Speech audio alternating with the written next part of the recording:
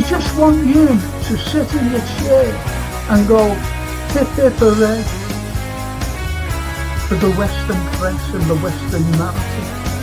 Regurgitating the same old, same old, same old every single day without exception.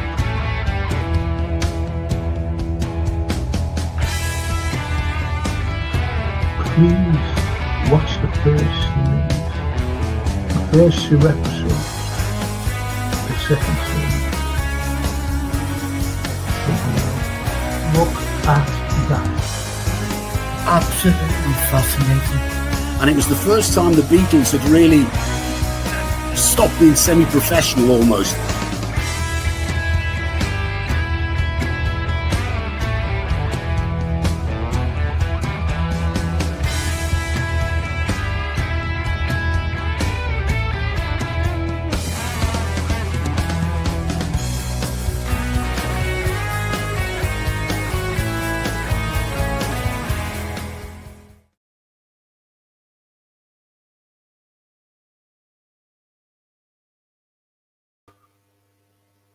Hello everyone.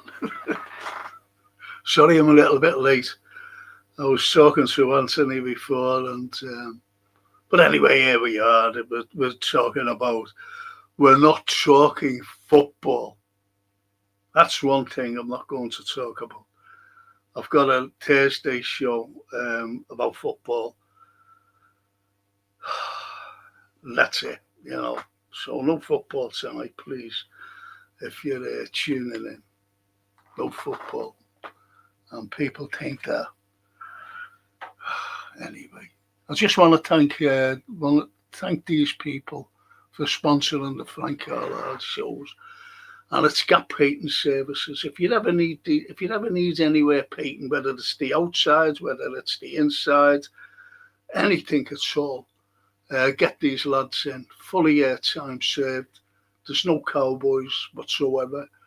And they're fully insured as well. Really good tradesmen they are. They're in and out and they leave your home the way you want it, the way you would like to have it. But whatever paint or, paper, whatever it is, they will leave it pristine and you'll be made up. And that's Gap Painting Services. And if you're an NHS worker or elderly, you get special discounts. But if you're not one of those, just bring them in and tell them to give you the price without any obligation whatsoever. That's what kind of a firm these are, Gap Painting Services, who sponsor all the pods, including football. So that's that. And I'm going to bring Anthony in because he's a nuisance, really. He just sits there like that, looking at going, when's this fella going to bring me on? I can't wait to talk. We always Anthony, and there he is. Bring him in. Are you lovely? Good evening, Frank, and good evening, one and all. I was just finishing all the mince pies there in the green room.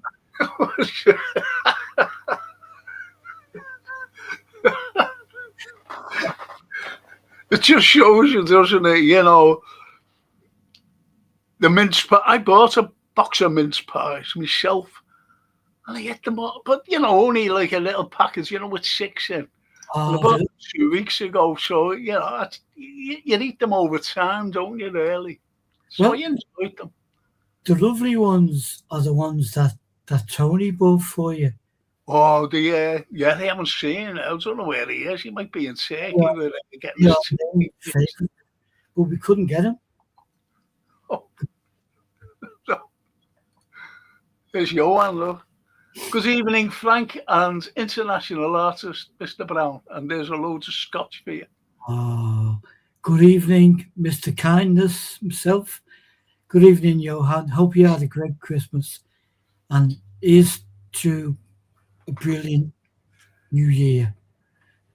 Yeah, New Year. Let's just hope it's a big peaceful one, rather than what's going on. Well, Wolf, yeah. And let's just hope that it's No. a long and peaceful one, which I doubt very much because of other things going on. And it's just nuts the way the world's gone, It is. unfortunately, the last few years. It is nuts, Frank, and you're right. But when we look back in time and you think, even when we thought there was peaceful times, there was still wheeling and dealing going on and conflict going on. And it's horrific when you think that it's kind of a small handful of the same people that are causing the conflict. All the time. Yes. All the time. And it's just the way it goes, to be honest. You know, we are this type of, how can I put this? We're a nation that's had an empire. That empire's gone. That empire is gone. And with the empire going, we try to maintain a sort of, how can I put this? Authority, a power. And we're not that power anymore. Yeah. You know, we're not that power anymore. No. And that's gone. And we should just leave it now. Yeah. We should just concentrate on the country itself. Concentrate on the citizens. Yeah. That's all we should be doing. Yeah. And you've got this Healy fella saying to undergraduates, listen, instead of taking a gap year, join the army for a year. What the fuck's that all about? That's bullshit. Absolute shit. It is, and it's shocking. I'm going to read a poem. Yes, please. It's not mine, like, you know. It's it comes from one of the greats, Thomas Hardy. Comes from him, and it's a cracking poem, and it's very suitable for now. Yeah, it's very suitable for now, and it's called The Darkling Thrush. Oh yes, it's a cracking little poem. Yeah, and it goes like this. Can't bloody see it, you know. It's terrible lightning here. You know what I mean?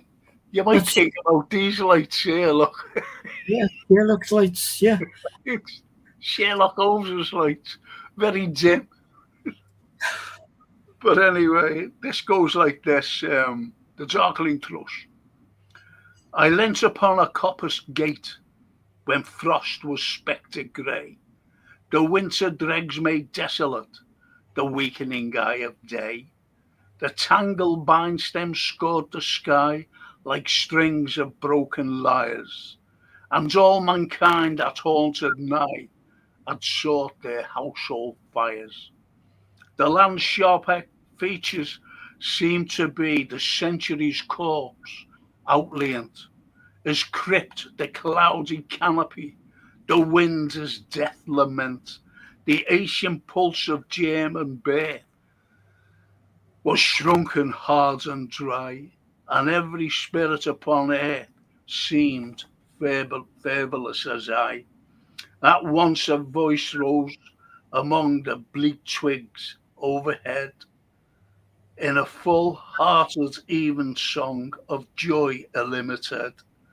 An aged-old thrush, frail, gaunt and small, in blast-beruffled plume, had chosen thus to fling his soul upon the growing gloom. So little cause for carolings of such a static sound was written on terrestrial things afar or nigh around, that I could think there trembled through his happy good night air some blessed hope, whereof he knew, and I was unaware. So there's optimism coming from a creature rather than the humankind. Yeah. Optimism of a new century. Yes. Because that was written on the last day of December 1900, coming into it in the new century. Yeah. You see what I mean? And so I think it's appropriate for today. I think so too. It gives that gives the optimism, the hope, and the freedom all connect into the life of this little creature that will fly away. Exactly. And it's old, it's gaunt, it's frail. And yet it's given out the optimism for the new century. Yet what happens in the new century? 14 years later, we had a bloody World War. Then we had another World War. Yeah. Then, we have all these, like the Korean War. Then we have other wars, the Vietnam War. We have all wars right through that bloody century, the 20th century. Yeah. And it applies today. Just What optimism do we have now? But what's going on now? you just hope to buy time. We want peace in our time, but also our children and grandchildren's time. We just want peace.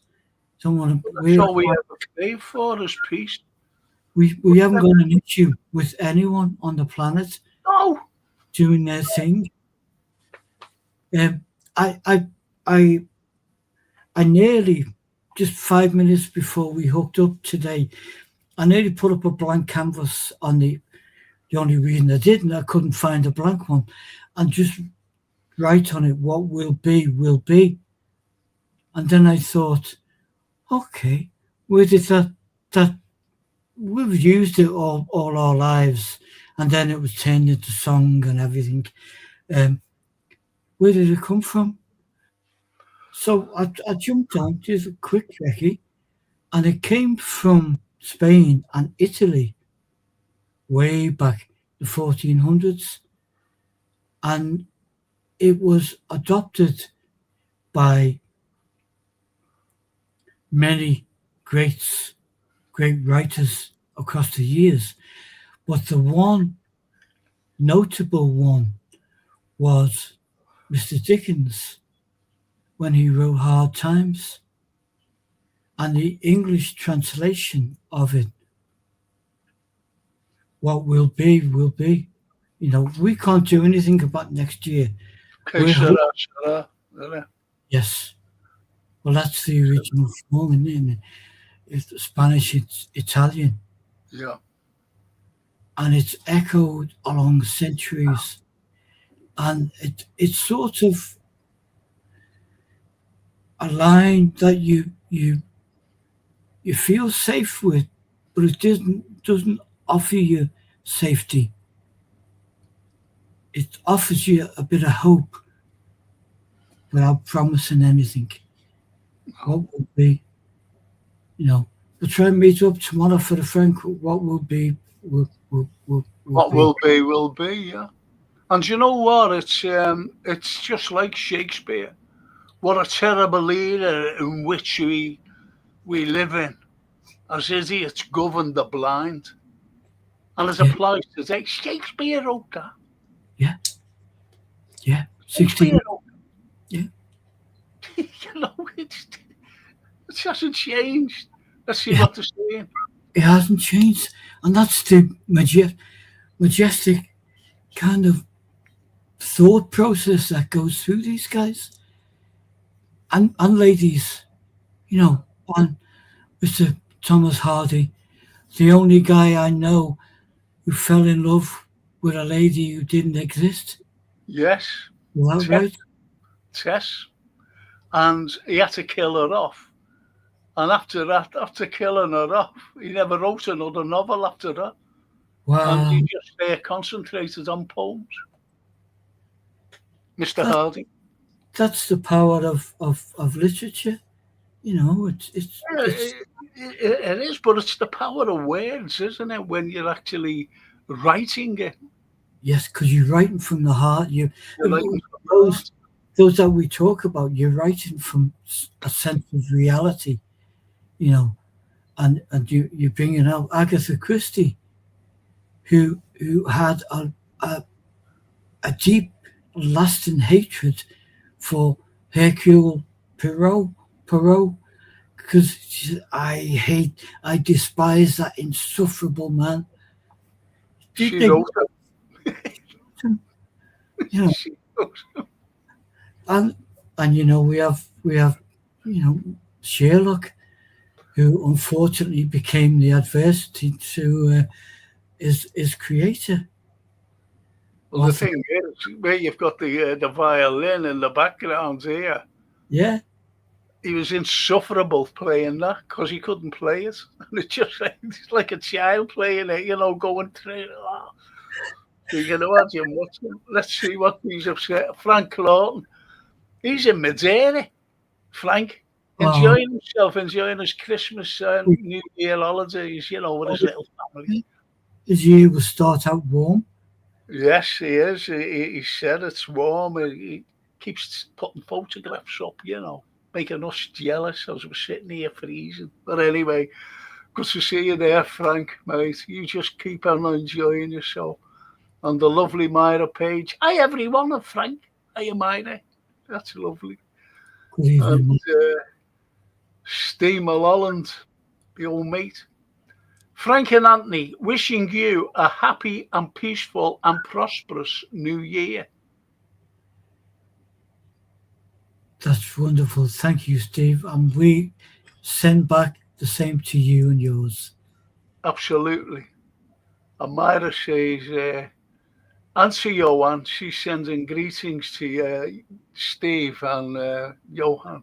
And Yeah, look what he sent. He sent me a couple of pints and he sent you a couple of scotch. there you go. Steve That's Mulholland. just what we need. Yes. Cheers, Steve. And Irene Evans. Even in Frank and Anthony. Lovely. Good evening, Irene. Thank you. And the little Amby, Helen, she says, good evening, Frank, Anthony, and chatters. Good evening, Amby. And Mick Bennett says, get this out tonight, Frank, please. Liverpool, right? Due to cold weather, rooms now available for rough sleepers, and they've got to ring this. Thanks, Mick. You're a good man. Yeah. You're a good man. I don't want you to. I was thinking of this fella today, when I was looking at Trump and, with the drone sent to kill Vladimir Putin, right, Anyway, Zelensky's denying it, but he did do it, this fella. Anyway, I was thinking of him because the irony was Trump was expressing his disappointment and his anger. He said, I don't like this. I don't like it. What Zelensky's done, what Ukraine did to try and kill Vladimir Putin. You don't do that. You don't kill leaders. Anyway, I was thinking of Michael Bennett, because he's a pro-Palestinian, and there he is, Trump standing next to Netanyahu, who's gone over to ask Trump to back him up to bomb Iran, and this is what it's all about. It's absolutely ridiculous. It really is. It's shocking what's going on. Yeah. And try and do that, Mick. Thank you. That's wonderful. You've only got to ring that number. And many thanks if you get a chance. Of course, Mick, we'll do that. We'll keep doing that. And Steve's letting on soon as well. So anyway, getting back to literature, And the way I just read that poem, as I said, about optimism, but it didn't come from the humankind. It came from a creature. It came from a creature, and the way we look at creatures. I was thinking of this, and I'm getting back to this bloody thing again. Getting back to it. When there's a war, right? When there's a war, say like Vietnam, for example, just say Vietnam, and it was jungle warfare. Does anybody ever question what happened to the wildlife of the jungles? And it's the same now. If America attacked Venezuela, which is full of jungles, by the way, what will happen to the wildlife? They'll be destroyed. Yes. And no one questions that. Yeah. Nobody. That's a really interesting point, because in natural disasters, when fires start in places like Australia and New Zealand, and where there's a lot of wildlife who live in the tree areas, and the trees have gone, wildlife also have gone, and there's uproar. There's a lot of fuss, rightly so, but there's not during warfare. There's not during warfare. No one raises a voice or a fuss when a bomb goes off in the middle of a place. Why is that? Why is that, Anthony? Because I think a part of it is we are dehumanized. We are put in a box after years and years of that poisonous box in the corner of our living room. we glaze over at real facts because movies have given us this. I've seen it before. We haven't seen anything like what's going on. We're not in Palestine. We see what at most 30 seconds on news broadcasts of what the atrocities are going on. Palestine, we have no understanding of what's going on. And part of it is that we don't want it. The human race, I've seen that. Turn the news off and put Coronation Street on. Or turn it off to snooker on the other side. So what have we become? That was out of all of the things that we've talked about over this year, that was a really wonderful thing that Mick had put up about. There's a number for anyone knows. If there's anyone in need, phone this number. And Mick just got back and thanked you for reading it out, and that's reality. That's reality. What we see through the poisonous box is not reality. It's the Pandora's box, isn't it? Yes. That's what it is. The Pandora's box. It's like, and she's spot on here. Little Amby, she says, it's just the same as the settlers did in America. Bison were extinct within 5 years from the first landing. Well, there was only about 11,000 of them left. They nearly became extinct. Yes. But that was to feed themselves, and not only to feed themselves, but they were afraid of them because they were huge things. They were monsters. They'd never seen anything like that in their lives. It's just like when the likes of Cook got to Tasmania, And he's seen the ordinary sailors seen the Aborigines, and they thought they were animals. They'd never seen anything like it. And they thought they were animals, like running at them, the way they crouch. So they killed them. And that's the way it is. Now, we set out to defend the human race. But what you've got today is the precipice of a Third World War. But that Third World War won't be anything like the Second or the First or any other war. It'll be annihilation. It'll be a nuclear war. It'll be the human race will become extinct themselves. And we'll have to start all over again, whether, we can, if you know what I mean. Yeah. Because the planet will be dead for billions of years. It'll just be another white ball, if you know what I mean. But that's getting to another thing. It's like, that's what I've got for you, look. Aldous Huxley. Oh, yeah. Brave New World revisited. That's for you. Thank you, Frank. He's heavy though, you know that, don't you? Mr. Huxley. Great philosopher, but very heavy. Yeah.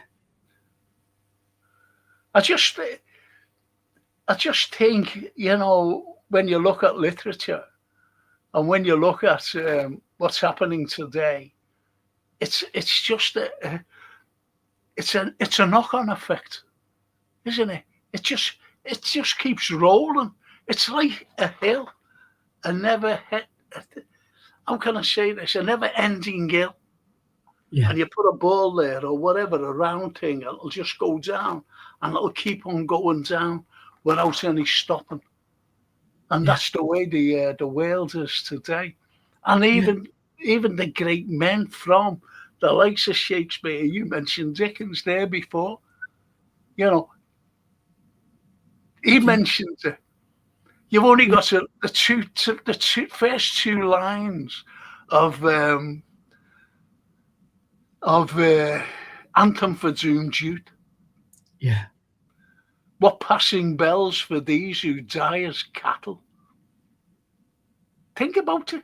We're talking about the preservation of animals. Does anyone think about the animals when all these bombs and everything else are going off? And yet, a poem, first two lines of Anthem for Doomed Youth. What passing bells for these who die as cattle. You've only got to think about that. Yeah. So the humans, they could easily become extinct, whereas you have other people trying to preserve humanity. You have the likes of, there's the lovely, beautiful Brigitte Bardot, who died, and she just gave up everything, and she said, I'm going to just look after animals, which she did. She just looks after animals because she's seen what was happening in the world. Yeah. That lovely, beautiful lady. Yeah. And Johan says the natives in America used every part of the bison, from the meat for hunger or fur for clothing. Bones for weapons can be mentioned as well. The colonialists called them to deprive their lifestyle. Yeah, that's what Johan says. See, they went out and destroyed the American native. They just went out to destroy them. And that's what colonialism did. Go out and destroy. And, there's one of the greatest, well, I don't think he is. You don't think he is, I don't think, is Winston Churchill, who, the British say is the greatest ever man, greatest ever Britain. And yet, look what he did. He should have been up for war crimes. Not even on our list. No, never on our list. That man. Never on our list. And it goes back to, again, our our unshakable greatest hero when we met as two strangers was Leonardo da Vinci. Leonardo from da Vinci, who said that humans are the most savage beast. Animals can't compete with the human need to kill. No, they can't. 1400. Yeah, and that's him saying that. Yeah. That's him saying that. And it's, when you come to think, there's a space station now, going around the earth, and it's a Russian one. And I was reading, I'm going back years ago, and I was reading that the way it was at the time of building this, people were afraid. And I'm talking about the Russians here, by the way.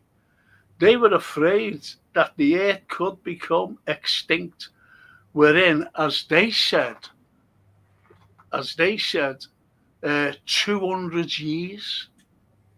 So they were building this station, but they were going to build another, I think, 8 leading up to Mars. These space stations, so they can go there, bang, travel there, travel to one, travel to another, travel and get the humans off to get on Mars, because and this is in 200 years, because they reckon that Earth won't exist. We'll destroy it. That's what the Russians were thinking. Yeah. It's as simple as that. They're not far wrong. No, they're not far wrong. They're not far wrong. And when you look at these science fiction things, you see them in space. They're conquering space. They're going right through space, trying to find other planets that could contain life. So they think as well. It's not the exploration of space for the sake of, finding new worlds and trading with them. It's finding new worlds because the Earth is going to become extinct. And it's not far off, because of 2025 going into 2026, and we're on the precipice of the Third World War. You can't help but go back to, let's say, Dickens' days, well before that, but Charles Dickens, Charlotte Bronte, all these people, and they thought the way to further humankind was through education. So every child is educated, and we all amass a set of skills and knowledge base, so we all work together. But that has been sabotaged since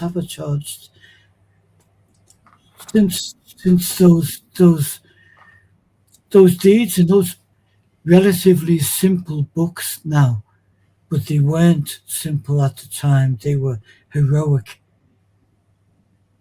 just absolutely heroic, about the need to educate people. If we educate people, there wouldn't be a need to find another planet to live on, because we'd all shake hands, beg to differ. Would you in your quarter think that, and you in your quarter think that? Well, we can't do that. You mentioned one of to us, the biggest problems of a united world, one gentleman, and there's many more than that one gentleman.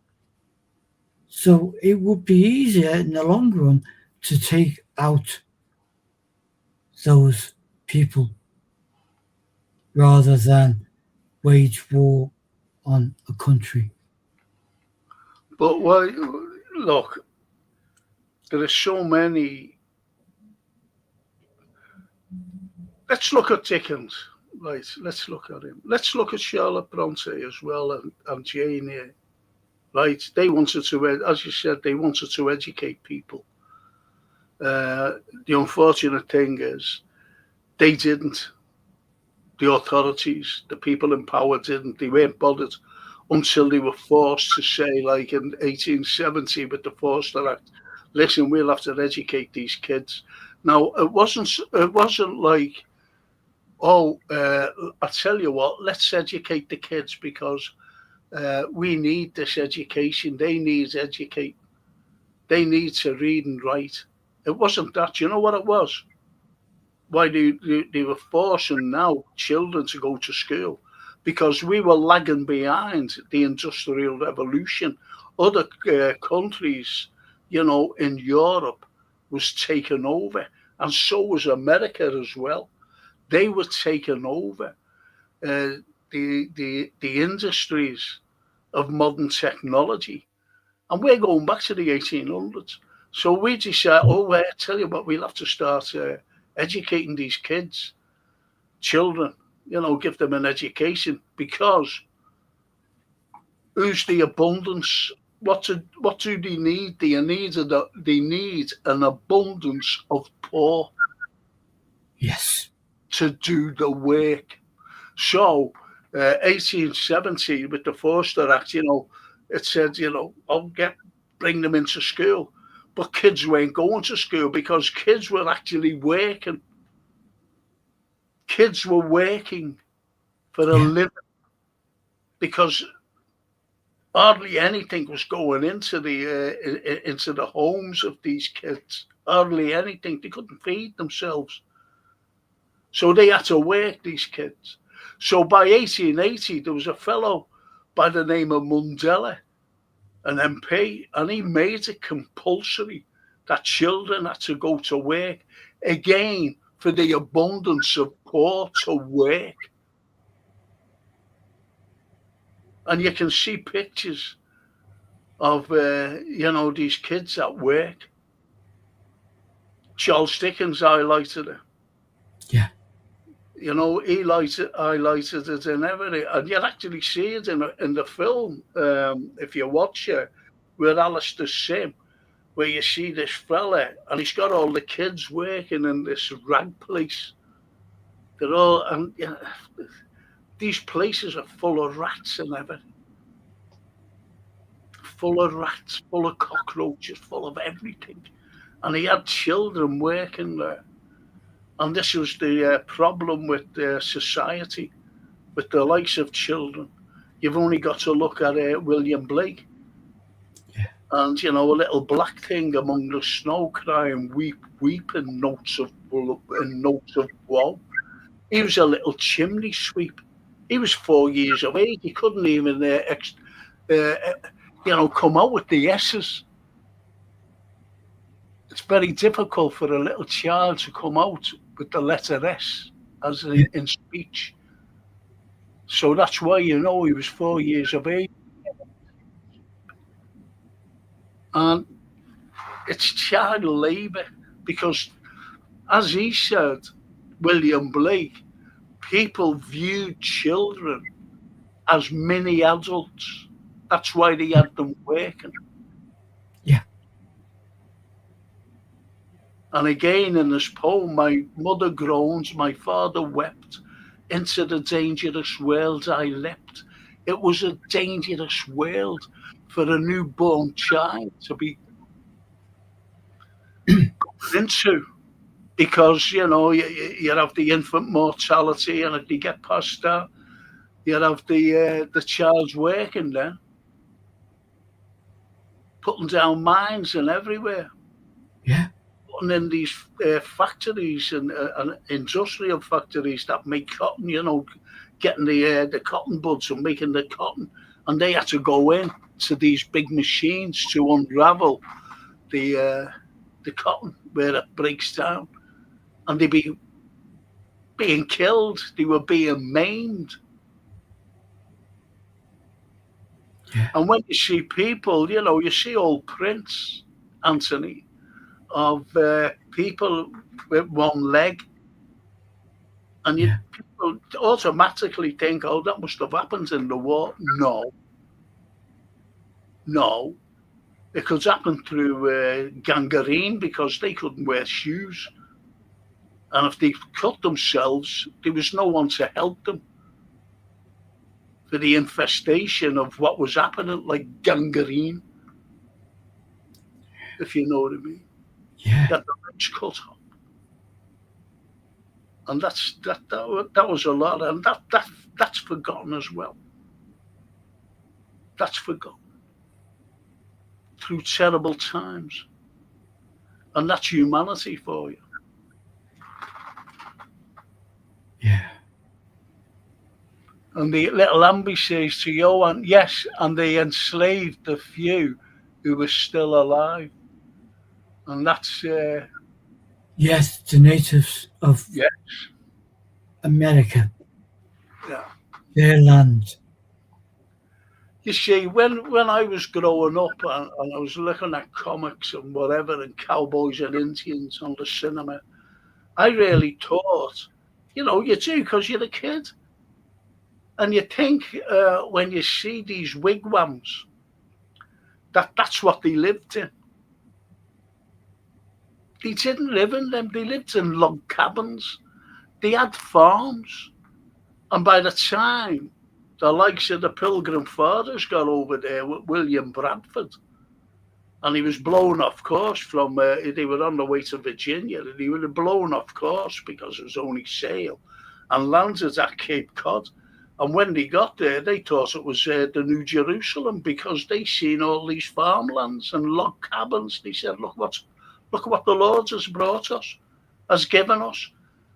That's why they had a Thanksgiving the following year, this was in 1820. No, it wasn't. 1620. And they seen all these, this bounty. So they had a big bounty the following year because of all the crops being there for them. But they were the indigenous native. That was their crops, and they chased them. They killed them. So they had a Thanksgiving in 1621, and they celebrated every year, but they don't celebrate the killings of the native, do they, to have that bounty. So to me, the likes of Thanksgiving is a load of bollocks. It's a load of phony. Yeah. It's a murderous. Totally. Yeah. It's celebrating genocide. Of course it is, yeah. That's what they wanted to do. All colonialism did. Like India. And we got to India, you've only got to look at the crown jewels, the Koh-i-Noor, that big diamond in the crowns and in the crown jewels. We stole it all. We've got a massive golden throne encrusted with precious stones, from diamonds to emeralds to rubies. Yeah. That was stolen off the Indians. I'm talking about India. I'm not talking about the American native. Yeah. See what I mean? So anything, resources. If they want resources, they go after the resources, and it's going on to today. Yes. People are going into countries they're not going in to say hi there, They're going in to steal the resources, and it's happening now, right now, with the likes of Venezuela. Yeah. Trump say he said that's our land. How can Venezuela be their land? It's just a reason. It's our oil. Yeah. It's their oil. It's our oil. It's just pathetic. Same as smaller, Greenland and everyone, which oh. Well, do you ever remember when he first came in and he said to Trudeau, who was then the Prime Minister or President, whatever they fucking call them in Canada, he says, you're going to be our 51st state. Trump said to him, Yeah. you're going to be. Yeah. You can't. I think he's unhinged. I really do. I know. He is totally unhinged. And I think that suits the people who are pulling the strings to have him unhinged. Because ultimately, as you know, with all disasters, you put it all on one person. Oh yeah. But things are going to be better now because he's gone. No. And it's not. It's not. It's not. It's not.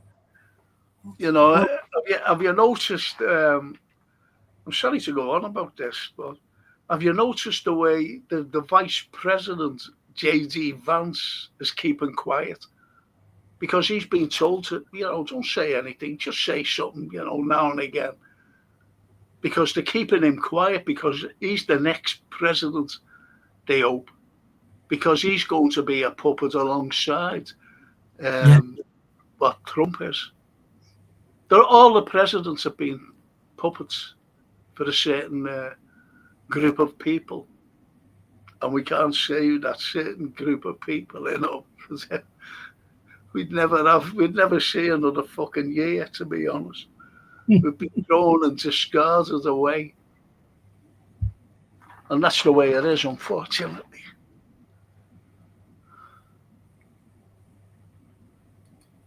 The land they're on isn't even theirs. No, it's not. It's not theirs.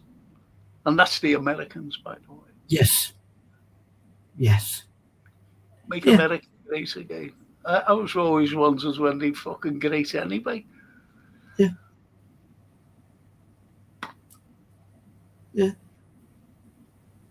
And it's like Shakespeare, isn't it? Really, you get the likes of the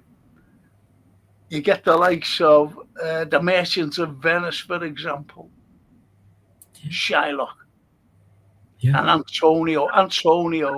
He wanted to borrow some money so his mate could get married, and his ships were still out. He was waiting for the ships to come in. And who did he go to? He went to Shylock and said, listen, can you lend us a few bob? And he went, because that's what they were, the likes of Shylock. They were money lenders. Yeah. Money lenders. So he said, okay, but he never ever liked Antonio. He just didn't like Antonio. And he said, okay. He said, but if you don't pay me, he said, I'll take £1 of flesh. Meaning, that means death. If you take £1 of flesh off somebody, a body, you're dead. If you know what I mean. So £1 of flesh. And that would have been certain death. And you look at that particular story, and it's shocking. Yes. It turns out to be a comedy, but it's shocking. The underlying theme of the Merchant of Venice. That's what it's all about, and Shakespeare was brilliant. He called it out. Absolutely brilliant. And greed as well. You look at Macbeth with Shakespeare, and that's all greed. That's the power. It's power. Power hungry. But who was the power hungry in it? It was Lady Macbeth. Yeah. And I compare her to, believe it or not, and I think Johan would agree with me here, and other chatters as well. Lady Macbeth reminds me of Ursula von der Leyen. Because she's power hungry.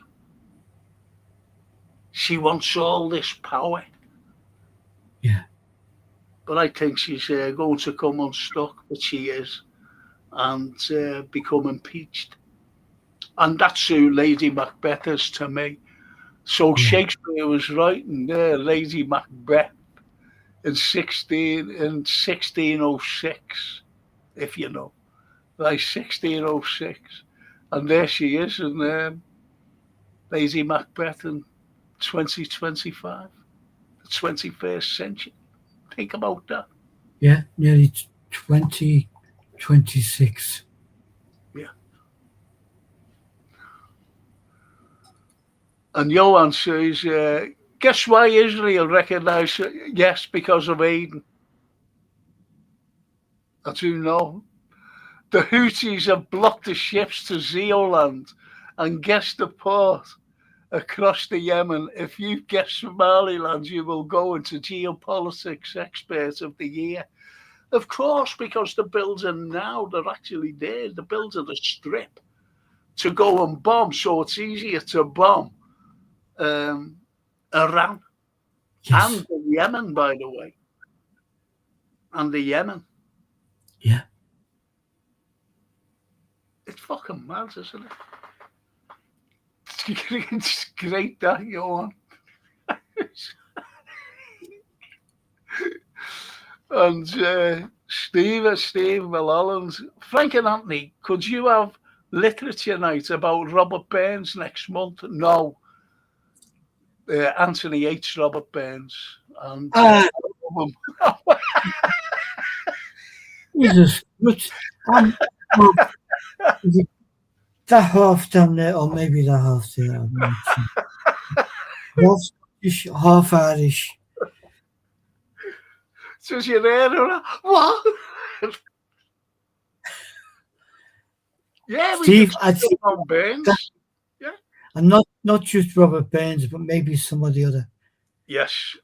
See, what we like as well, it's with the likes of Burns, we also like, a great designer. And what was his name, Anthony? From Scotland. Came from Scotland. Well, there's a few. Charles Rennie Mackintosh. There's graphic designer, but there's also the Buttes, the Robbie Louis Stevenson, and people like that who were Scottish through and through, and who left us some majestic works. But you're thinking of a designer engineer. No, a great designer of the likes of wallpaper and furniture, and that's all. Well, Charles Rennie Mackintosh.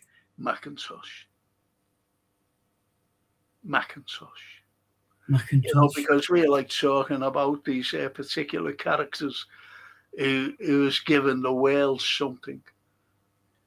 And when you talk about literature, you mentioned Robert Louis Stevenson. And you know what he reminds me of? Every time I was only watching a film with him in, Robert Newton. Jim. Hey. Oh. Do you know Robert? Yeah, I'm sorry there. I've got to say this. Do you know Robert Newton? When they give him the part of Long John, and he said to him, "Can you think up of an accent to give him? A pirate. What kind of a?" Because believe it or not, the pirates, they were gentlemen. I'll tell you who a pirate was, right? And you'll go away. Sir Francis Drake. He was a pirate, right? So why wasn't he? Why was he known as a privateer rather than a pirate? Because he was working for the team that wrote the script. Exactly. So he was given half of the booty, what he was getting to the court of Elizabeth. There's always this thing, and it's happened with you, and it's happened with me, and it happens with our lovely family there. if there's something you've got or you do that they want, then the plaudits start. Do you say, oh, it's great, because they get something from it. And Francis Drake was part of that. Yeah. Of course, but they were private. But anyway, Robert Newton, he came in to do some rehearsals the next day, and they were all sitting around the table, and it was his turn to talk. Because you had little Jim Hawkins, whatever he was saying. And it went to him, and he went, "Aye, Jim, and don't you talk and all." And they're all looking at him like that. And he just came up with that. That's brilliant. That sounds like me after 4 grouse. Oh no, but that is so brilliant, isn't it? It's classic, isn't it? Really. Then there's the role set in stone. Every mimic or everyone's copied down the line goes to him. Yeah, it does. Everything goes down to him. It's like Sherlock Holmes, as you mentioned. It's like Poirot, as you mentioned. It goes down the line, but to me, the best Poirot was David Suchet. Yes. And he had that funny walk. He had a little mad little walk, like that. David Suchet, because he wanted to do that character. Yes. And he wanted to do it fine. The likes of Sherlock Holmes, there's only one Sherlock Holmes, as we know, and that's Basil Rathbone. Definitely. Yeah. There's no one else. No. No one else. Definitely. They are a kind of writers in their own field, but they certainly adore the written word that builds their character. Yeah. They absorb it. Yeah. Absolutely. I totally agree, Frank. Yeah. And again, we're still in Christmas, so we're talking about, Christmas Carol, Scrooge, and there's only really one that we see when you mention that name, and that's Alistair Sim. Alistair Sim. Isn't it strange how the likes of actors set the trend of certain, historical characters out of novels, if you know what I mean? You know what? This is something that I absolutely love, is the fact that we are taken on a journey with a book. You open the pages of a book, and the excitement is there from chapter to chapter to chapter, and you do start to think, oh my God, that's happened or whatever. But it's doubly intensified when you see a character, a portrayal of the character you're reading about that does exactly what you imagine the character would be. We read a book and you make your own, your imagination kicks in. And then when you see it on film, more often than not, things are disappointing. Because the book is the Bible for it. But when you see someone who portrays the part and you think, wow, she got it. And as you described the mannerisms, the walk, the limp, all of that, and you think, that's him, and then we forget sometimes that these characters don't exist. So it's different if you're doing a book about Abraham Lincoln. We know what he looks like, and talks like, when you're doing a book about Long John Silver, or when you're doing any Dickensian book, you see the character first in your mind because Dickens describes it, and then secondary, you see it portrayed on film.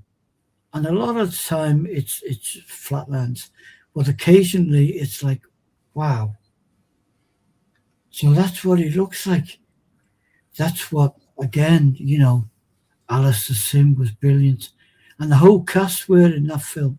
Cratchit, because Yeah. you got The the only sense. caveat there, though, with Cratchit was Tiny Tim. Because did you see the fucking size of Tiny Tim? It's all in the money. Yeah. And Bob had his, he had Tiny Tim on his shoulder. And when he put him down, he was nearly as fucking big as him. Because Tiny Tim was supposed... You know what Tiny Tim, right, in the novel, Tiny Tim couldn't grow because of he needed medication, he needed to be looked after, he needed whatever it was to make him grow.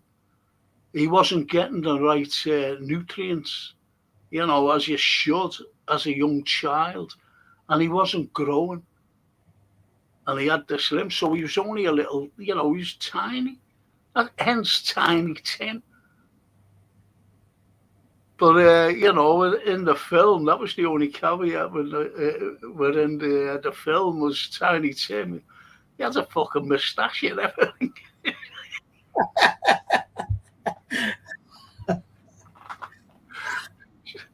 I know I'm only joking, but anyway, Johan says Trump is actually a proper representation of a pirate. Because you know what he's doing? He's stealing fucking the oil off oil tankers. He's stealing them. It's incredible. And keeping them and keeping the oil. Anyway, he's a debaucherous used car salesman masquerading as a leader, says Johan, and he's so spot on. He is. It's Yeah. You when we talked the other day, you mentioned a really powerful and wonderful quote by one of our top goal scorers, Oscar Wilde. You mentioned about the viewing people and the cover. Yes, about he said people are like a book. You judge them by the cover, then you see their content. Simple as that. There you go, Donald. Because we were talking about phonies, weren't we? Privately. Because, people who we've met and you could see right through them. And it was phony, and you can see it on the television when you're watching the news or whatever. You can see how phony they are.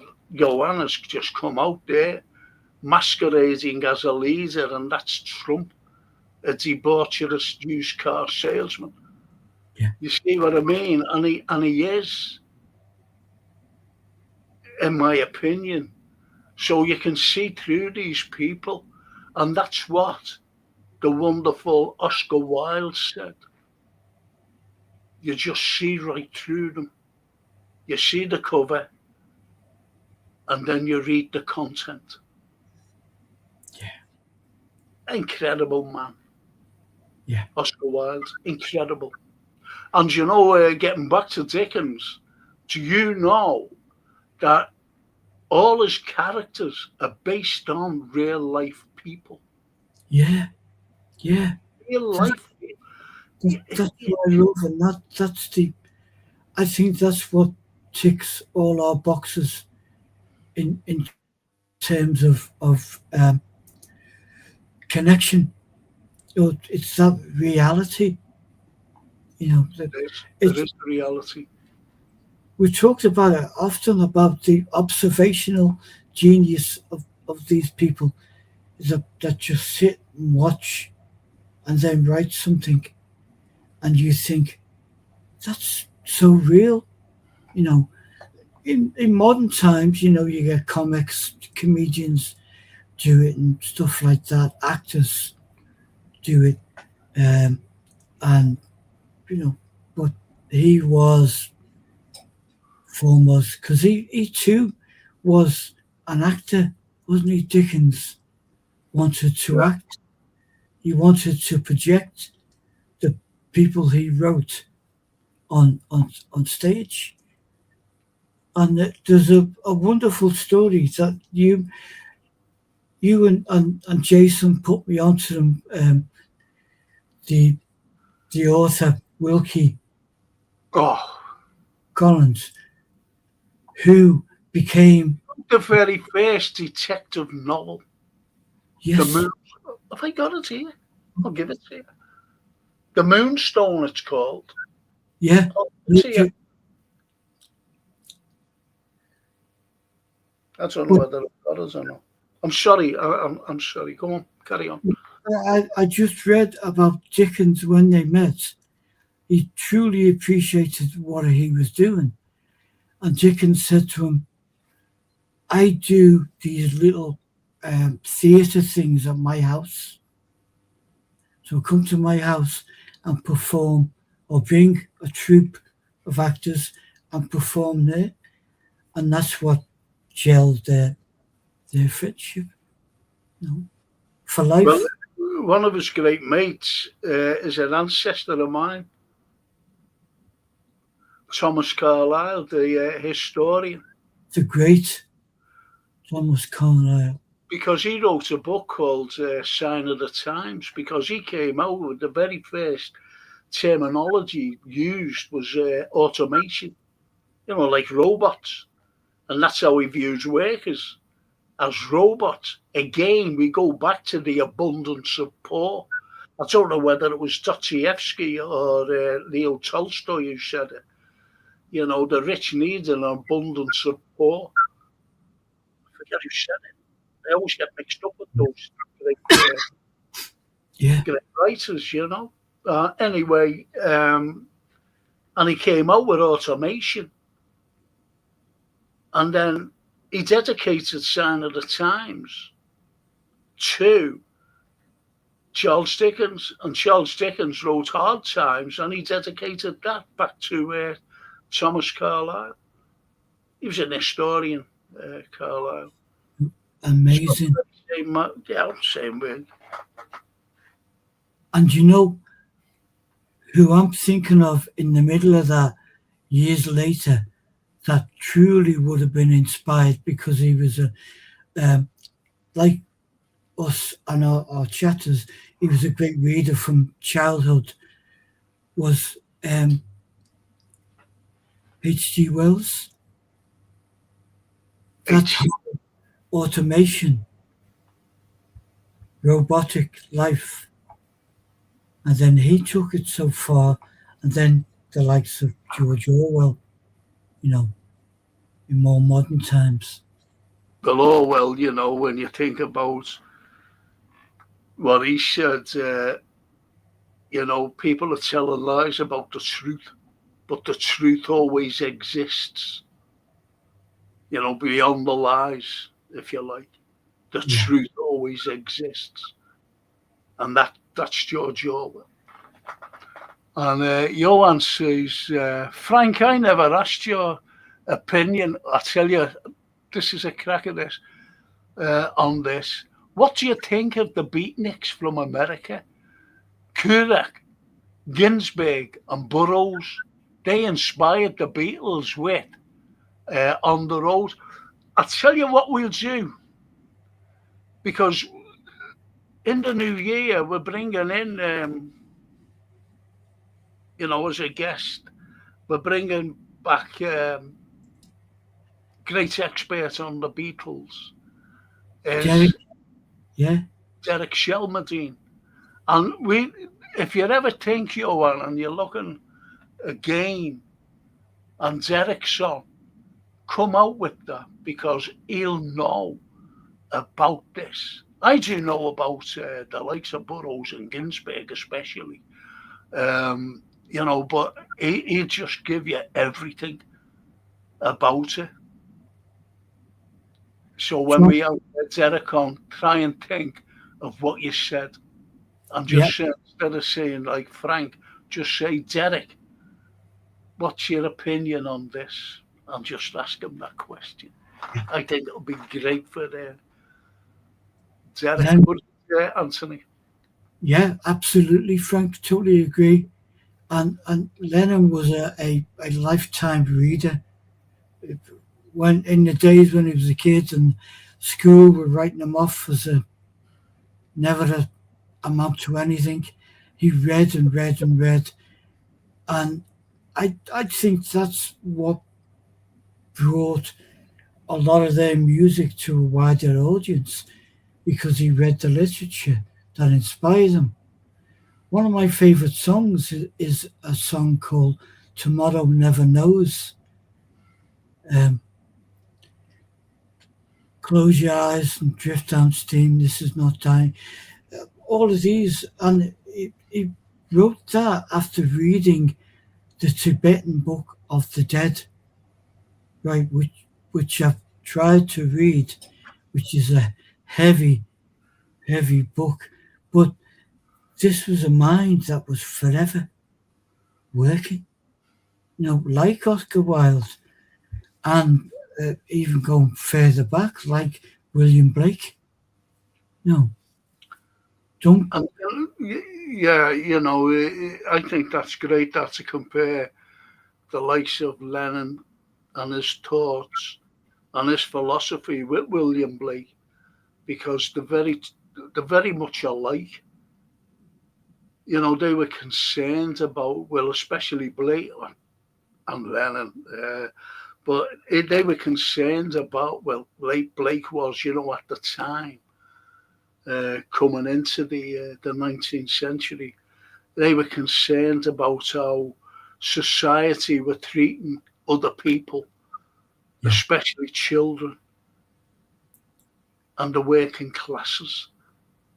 They were concerned. It's like you run to Dickens, you go right up to Dickens then.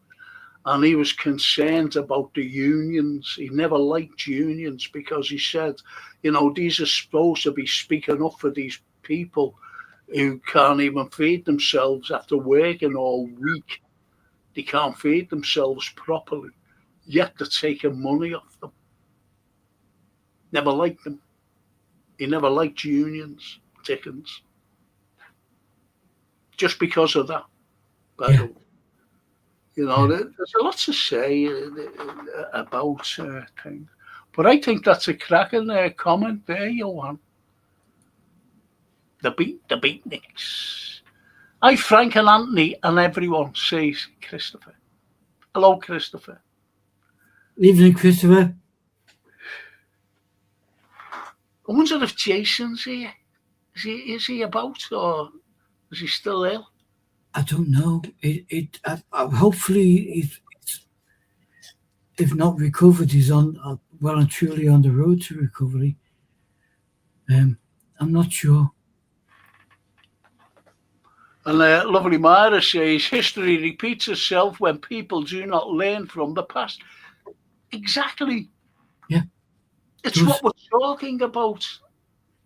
And I think some people don't want to learn from the past because the ultimate goal is, it's like that the old donkeys get you, it's a carrot. They're going for the money all the time. So it's to get what they gain from it. Yeah. There's, I mentioned jungles before in Vietnam, and I mentioned jungles that, very much so in Venezuela. And that could become, if he invades, that could become another Vietnam where it'll be useless to America just to put in a puppet regime in Venezuela, that Machado, whatever the fucking name is. You see what I mean? It was groomed by the Israelis and the CIA. You can't make this stuff up. You can't. No. You can't make it up. And so repeating history with the likes of these wars by America, by the way, they start the wars, nobody else. They start it, but they've got the backing of this country as well. We love little wars. As I said, we've lost the empire was gone after the Second World War. It was gone. It was finished. It was really the First World War, but nevertheless, the Second World War was completely and utterly gone. It was gone. And Mahatma Gandhi, he knew that. He knew that. And so once we lost that, we still wanted to retain some kinds of, shall we say, credibility within the global political thing. So we've always tried to, force ourselves into things the likes of now in Ukraine, as though we're a superpower. We're far from a superpower. Far from it. So we always try to maintain, this thing about the greatness of Britain. And it's great no more. And you get Trump saying, put this MAGA, put the great back into America. I've never known them to be great any time. All as I've known them to be is warmongers everywhere, globally. And you've got the greatest of all propaganda is when you watch a film. Absolutely. Any film coming out from Hollywood. Yeah. And that she says, Frank, we live in a union. It's called the UK. We have a Union Jack as a flag. Me mum was a Scouser. Yeah, but the union, how the union was formed, it was formed by atrocities. When we went to Scotland, I said, listen, we're sorting you out now, I think it was around 1727 or something mad like that. And we tried to sort them out, and, so they were you're a part of us now. You had the likes of Ireland, as you know, going back to 1566 and putting them under the wing of, you belong to us now. And then the Welsh, they did that to the Welsh. Unfortunately, what you want now or what you're getting is to break away from everyone. Even Scotland wants to break away from Westminster. The Welsh still, they're just there, aren't they? And Ireland, they still want a united Ireland rather than a Northern Ireland, if you know what I mean. And bet they'll have a Top Gun, Rambo, Forrest Gump in Venezuela. Exactly this, you're getting the propaganda. Yeah, that's the whole thing. That's the propaganda. The lovely Myra. Do you know what, Myra? I'm going to let Johan answer that. I'm going to let Johan. Frank, what is the name? Union Jack. Why Jack? I'm going to ask Johan to answer that. He'll answer it for you. Why Jack? And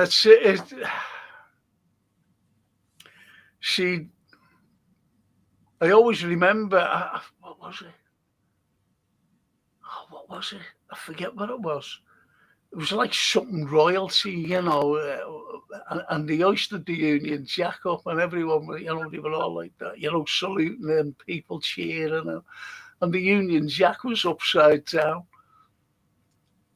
They put the Union Jack upside down, and they couldn't believe it.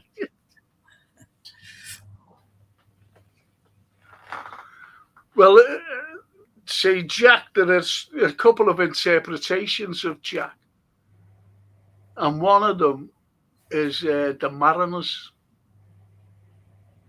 Jack the Mariners. They were known as Jack some Mariners. I think they were the blackballers.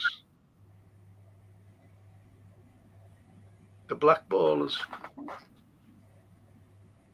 That was part of. So there's a few interpretations of Jack, Myra. But the Union Jack, when it's flown, to me, it's nationalism. Because it's being hijacked. It's being hijacked by a certain group of people who fly it, and they're nationalists.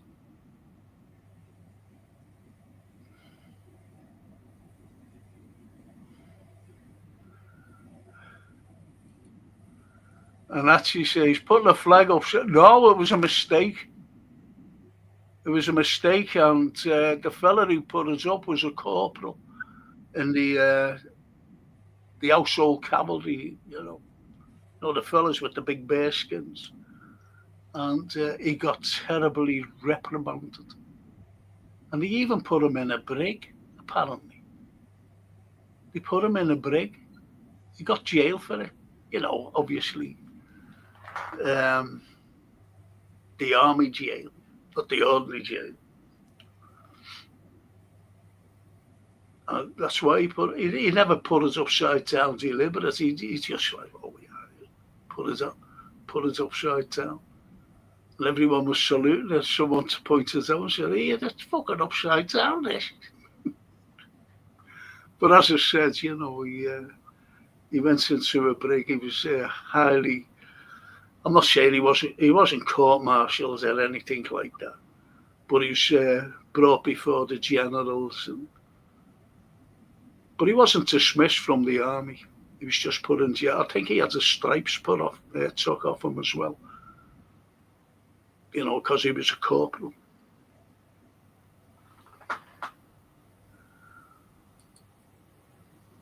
The glass house.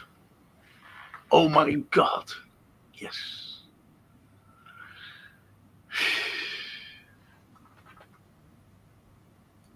There you go. And the Jack staff and maritime traditions represents a small flag denoting the nation of origin. They were the Mariners. It was the first Marines, actually. The first Marines in the Navy.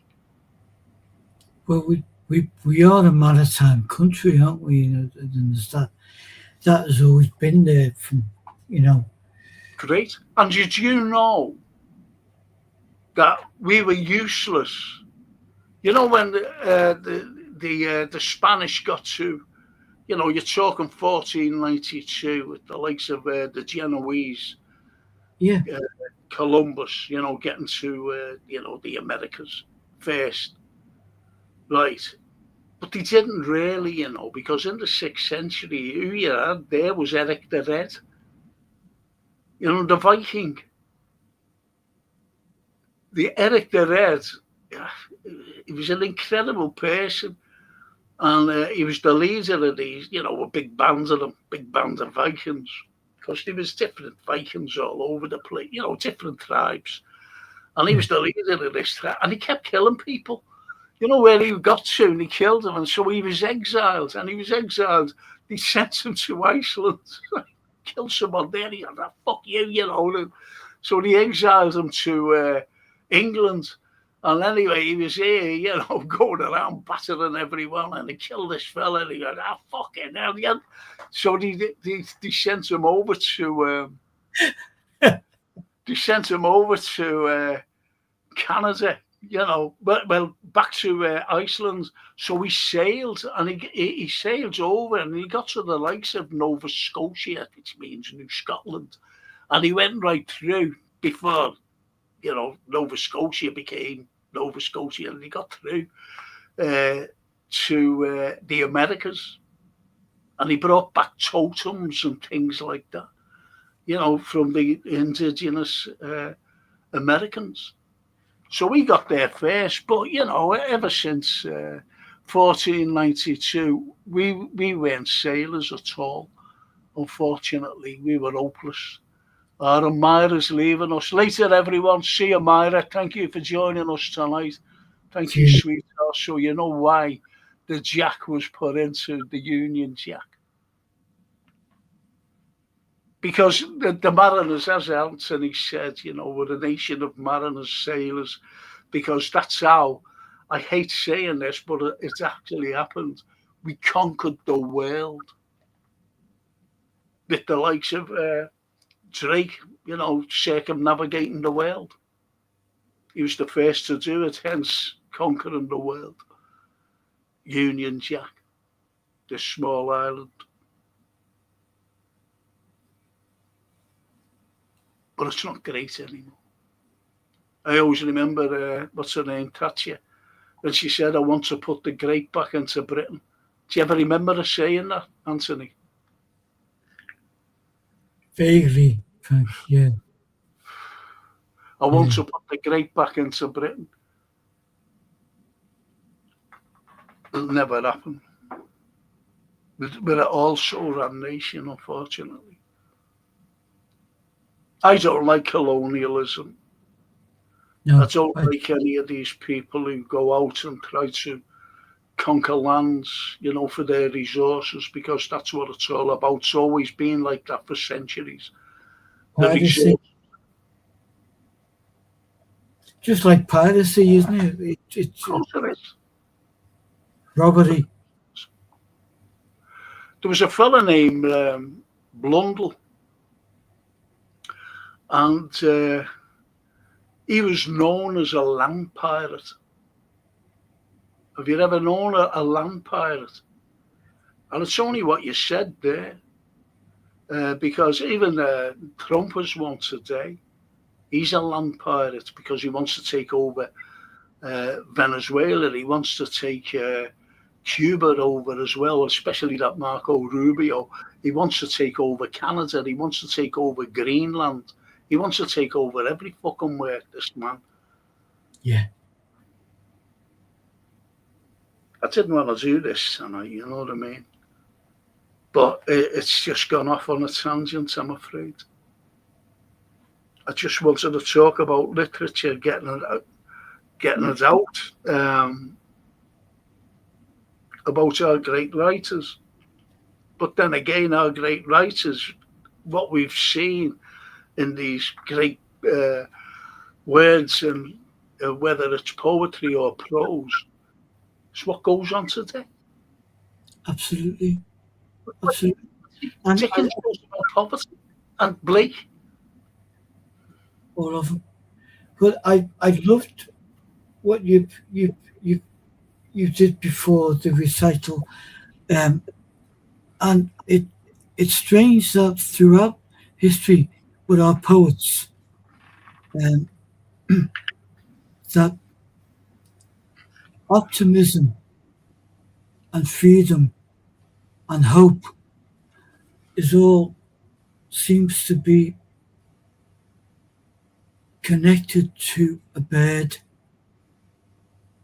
a creature beloved by many, and that sense of freedom from the great poets of the 1800s, right the way through to a great man who I am getting to like more and more every day, that you befriended and had a beer with, Seamus Heaney.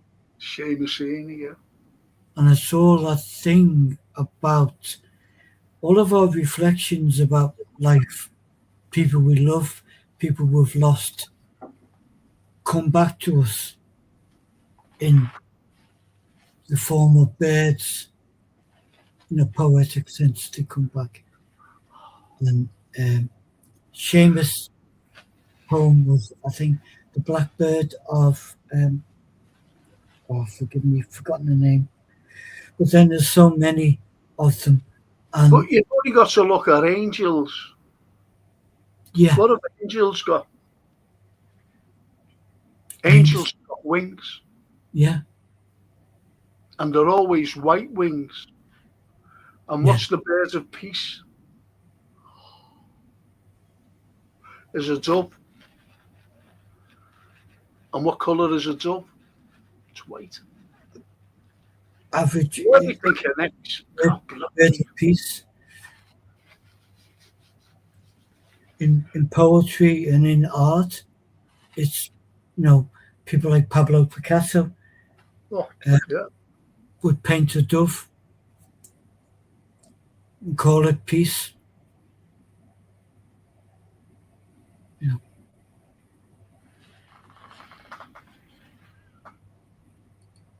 Johan says, Eric Derez, you're not talking about Tenag, are you?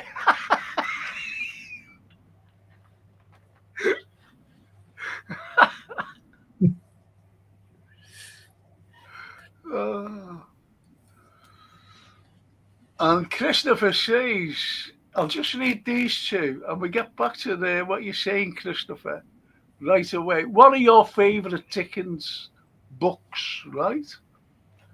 And actually says, Edward Teach, the privateer, changed flags. He sailed the Black Swan. What an event he got in the end. Yet there was some great pirates that were written about, to be honest, some great pirates. And as I said, the likes of Drake was a pirate. Raleigh was a pirate. So Walter, fucking hell, this fucking pain. So, getting back to this, what's your favourite Dickens books? Hard Times stands out. Great Expectations stands out. Oliver Twist stands out. Obviously, A Christmas Carol is one of the greatest pieces of work about ghosts. Yeah. But you've got to read the book. You have to read it. It's no use watching Alistair Sim because it's an adapted thing for the screen. And it hardly reflects, what the book is actually telling you. Hard Times is incredible. An incredible book. Great Expectations, unbelievable. Yeah. Oliver Twist, incredible piece of writing. What's yours? What's yours, Andy? You've mentioned them all there, and to be honest, it changes whenever I pick one up. Because they're all great and they're all profound. I always loved Tale of Two Cities. I also loved Nicholas Nickleby, which I wasn't greatly drawn to first time I read it. That was one of Dickens's own favourite books. But because that was deemed a failure by his publishers, he loved it. But he said, the publisher said, not selling well. We want another book from you in 6 weeks. Otherwise, we're going to dock you 50 quid a week or a month. And under that pressure is where he wrote what I regard as the greatest of my favourite Dickens books, which is Christmas Carol. Well, you've only got to look at what you just said, which was very harsh. about his publishers and Dock of Money and whatever. If he was, suppose he was like alive today, and he has all those novels, written, he'd be a billionaire, a multi-billionaire today. Yeah. He'd outscore any novelist. Yeah, with the film rights, the stage rights, all of that. Yeah. Everything. Yeah. An incredible man. An incredible writer, the best descriptive writer I've ever come across. Yet one of the greatest descriptive writings I've seen, other than Dickens, is by a chap who only ever written one book. And the descriptive writing in that is absolutely amazing. And do you know who that is? Oscar Wilde. The Picture of Dorian Gray. Is a wonderful book. Wonderful book. And I got, Lainey and I were lucky enough to see Robert Powell perform that in the Empire Theatre. And wow. Really, And really. listen to this. Donna Taylor. Hiya, Donna. Did Dickens ever come to Liverpool?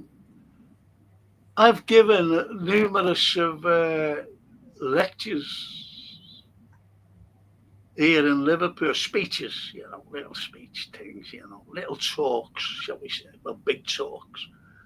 And I stood on the same stage as Charles Dickens. And that was at St. George's Hall. Dickens loved Liverpool. And the original Adelphi Hotel, he said, was the finest in the world. Yeah. The hotel was the finest in the world he's ever been. He's ever stayed in. And that was Charles Dickens, Donna. So, yes. Inspiration, didn't it, the city? Oh, the city gave him lots of inspiration. You've only got to read Oliver Twist. Hard Times. You read Hard Times. Yeah, Hard Times as well. You've only got to look at, in Hard Times, he was sitting having a mint, an Everton mint, of what we call today, an Everton, and he was overlooking the city, and he was sitting there, and he was looking at the chimneys, the chimneys spewing out all the smoke, and he was looking at the Liverpool He was looking down, he was looking at the Mersey, and he described that particular stage, the workers out of their homes going. And this is how he described Liverpool. And he said about the smoke coming out the chimneys as serpents coiling around, the smoke, serpents. And he said about these machines going up and down like this, up and down, like a state of melancholy elephants. And then he said he'd seen, these particular people going in and out of their homes and walking every single day, every single week, every single month, every single year. And he said that they look like painted savages, meaning Liverpool at the time was a human jungle. And that's his descriptive writing.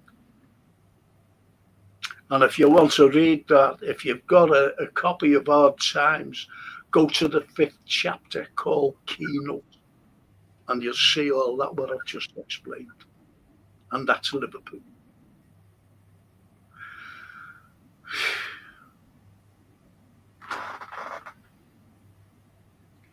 I hope I try to explain. I hope he explains it right there for you, Tommy. And actually said Dickens lived in Portsmouth for a while. No, he was from Portsmouth. Being in Southampton, I shouldn't mention the city. Yeah, no, he's from Portsmouth. He's actually born and bred in Portsmouth. Money, Yeah. and His house is still there. Johan says Shakespeare would be a brilliant.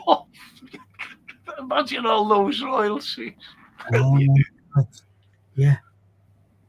Dickens, though, good God, the most incredible. We're so blessed, aren't we, Anthony? To have them, yeah. And if we're doing this, we're pulling these greats into modern times. It's strange. We love our chatters, but we've talked about this in terms of success is money. Isn't it?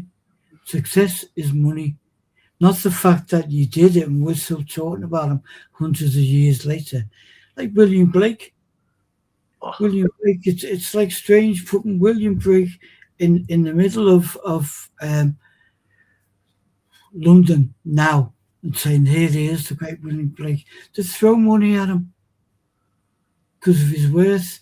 But his worth was there when he didn't have any money.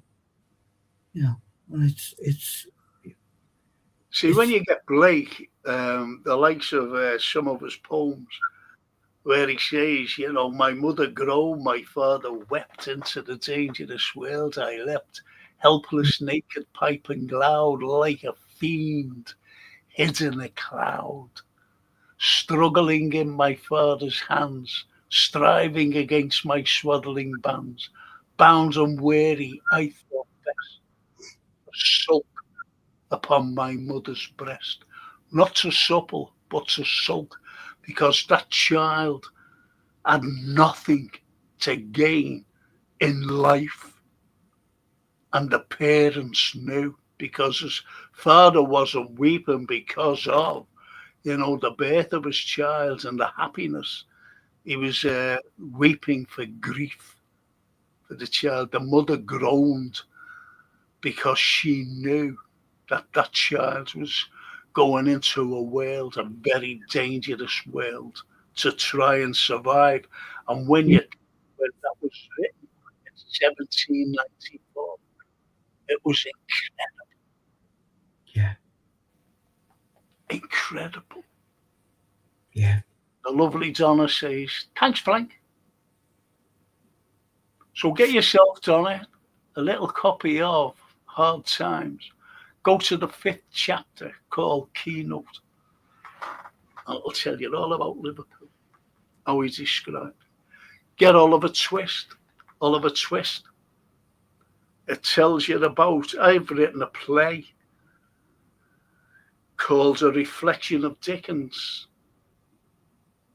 And it was going out on the 28th of August. And all of a sudden, lockdown, not 28th of June, not August. And it was great because we had the cast, beautiful cast, great people who you know. We had the venue, and then Boris Johnson came out and said lockdown, and no one could do it. It was cancelled. And it's killed me, though. The play has killed me for not being performed. And that tells you all about, more or less, it tells you all about Oliver Twist and Liverpool.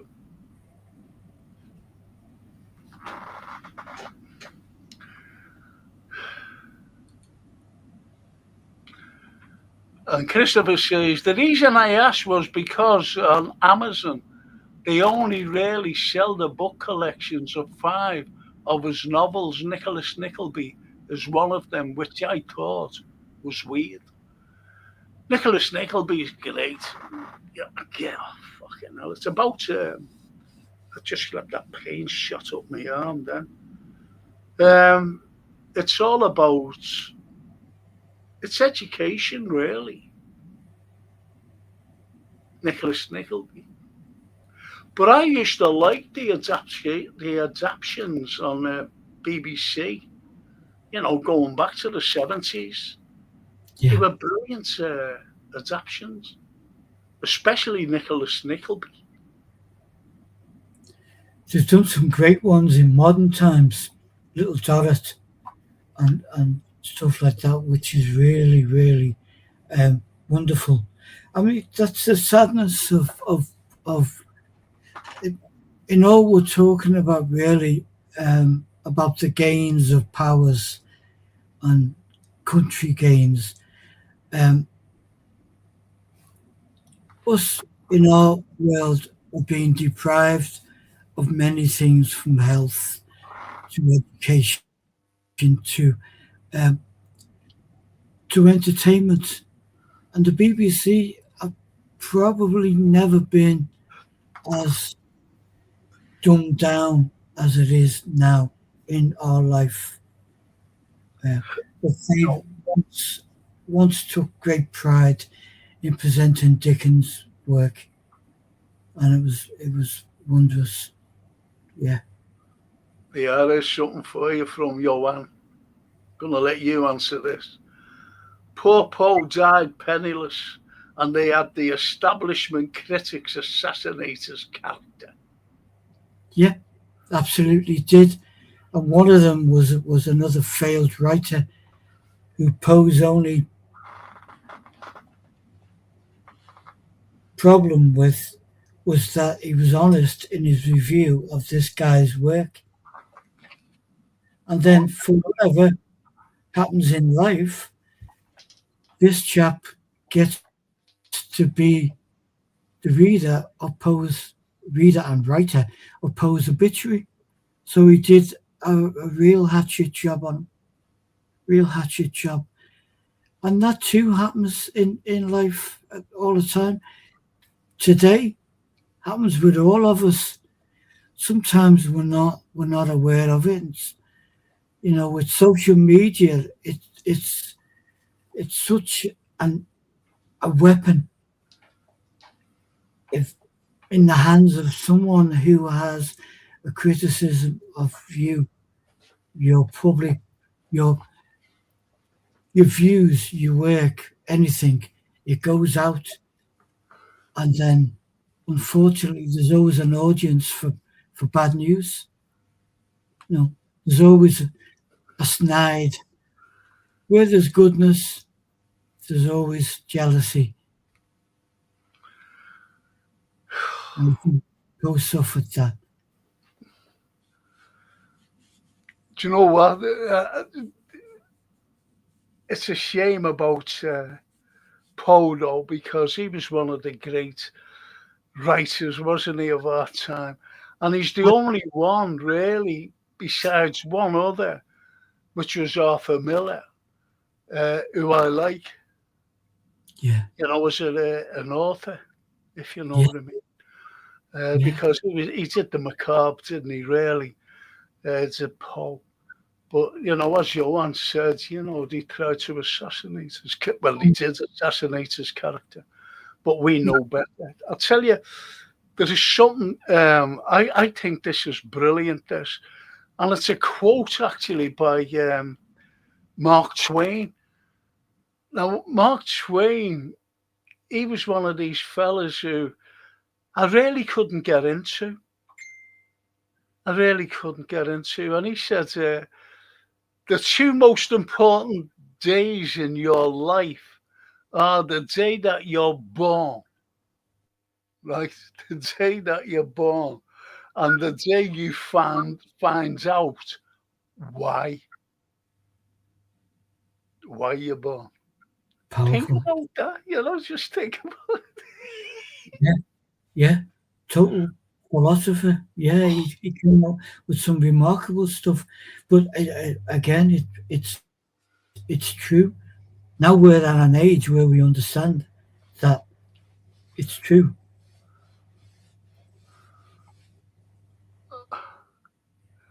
And Christopher says, one of my favourite quotes from Nicholas Nickleby is never put it off till tomorrow what you can achieve today. Yeah, brilliant, Christopher. Yeah, fantastic quote. And we do, don't we, really? We do put off things, let's be honest. And when the day comes to do something, it's gone. So there's your achievement gone. And that's Dickens all over. Yeah. Which is mad, you know. No matter how you look at Dickens, no matter how you look at Blake, no matter how you look at everyone that we speak about. And, you know, someone asked me, it's just like what Christopher says, you know, what's your favourite Dickens novel? Now, don't forget, I put on par Dickens and Shakespeare. Always have done, always will be. Always, you know, it'll always be that for me. And yet, when someone says, well, what's your favourite novel? You know, he really thought that I was going to say one of Dickens's novels. Yeah. And it wasn't. It was Charlotte Bronte's Jane. Yeah. An incredible novel. Yeah. It's a semi-autobiography, really. Yeah. And actually says, Mark Twain, the show begins and the show ends. Very good. Yeah. Well, that's kind of a nod, tip of the hat to Shakespeare, isn't it? Where the words is speech. Yeah. Yeah, I do you ever remember me saying about my favourite quote of all time? Sorry about this, I've got this fucking thing back. Do you ever remember my favourite quote is from Jean-Jacques Rousseau? Yes. When he said, man is born free, however, he is everywhere in chains. Yeah. Now, Voltaire, he came out with a quote as well. And more or less like what Jean-Jacques said. And he says it is difficult to free fools from the chains they revere. You know, the fools are the likes of who we've been talking about, is the likes of Trump. They can't free themselves from what they're doing today. Yeah. If you know what I mean. Yeah. You know, it's difficult to free fools from the chains they revere. Because they tie themselves up in knots and they can't get out of those knots, so they have to carry on with what they're fucking doing, which is wrong for humanity. Yeah. And it's all based on greed, as you know. Absolute.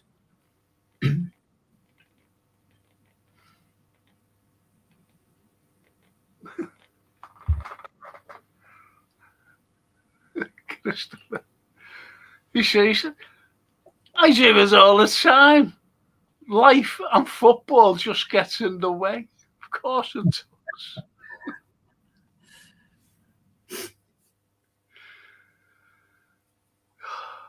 It's just nuts, isn't it? And we didn't have a break tonight, mate. We didn't. I just remembered, I think it's almost definitely one of Mark Twain's quotes. Go on. Which is, and Christopher is just reminded me of it. And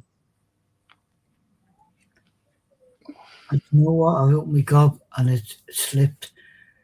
It's all them grouses that Johan gave me before. It's the meaning of life. What is the meaning of life? To give life some meaning. So your football, your reading, your work, it's all addition. Well, that's But why maybe, the great Monty Pythons, that's why they came out and did the meaning of life. yeah, They changed it on its head with the likes of the life of Brian. Incredible. which no one wanted to give money for because everyone was petrified. Oh So yeah. it's like, you can't do that. We're not giving you any money. No studio would take it on. And No. then there was one particular Yeah. scout who said, Do it. Yeah. do it, there's the money. And that was George Harrison. Yeah. Handmade films. Yeah. Handmade films. And it's funny about another scouser who was in the Monty Python, and who was he? Yeah. Kind of. Yeah. There's Eric that. Idle. Eric Yeah. Idle. Yeah. Yeah. That's why Maybe they got on well together, Idle and Harrison. so close. Yeah. Yeah. I like a quote as well by Victor Hugo when he says, "It's not easy to keep silence when silence is the lie."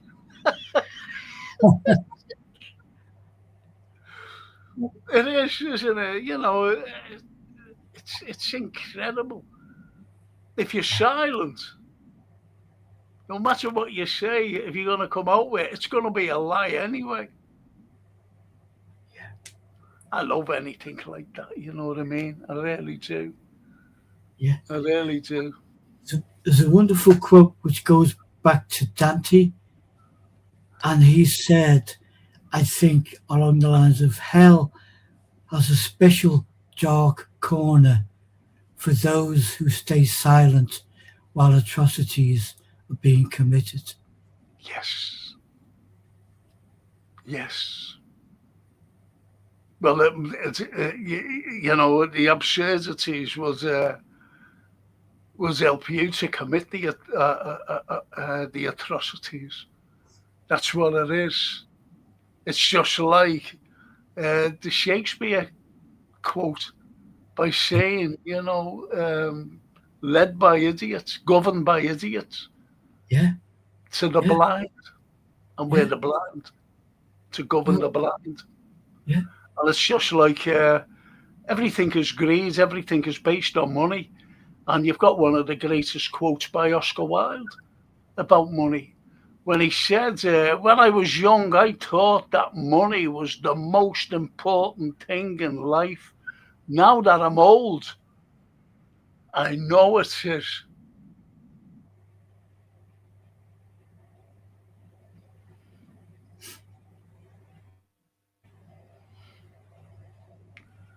I know it is. Because he ended up penniless, didn't he? The he great did. man. Oh, And people, go on, worse than penniless because his reputation, like Poe, his reputation was absolutely, assassinated yes, big time by while the he people. was alive, Yeah, while he still lived. And Johan says the change they fear breaking is free is the unity amongst the common populace. That's why they push tribalism. Spot on there, so spot on.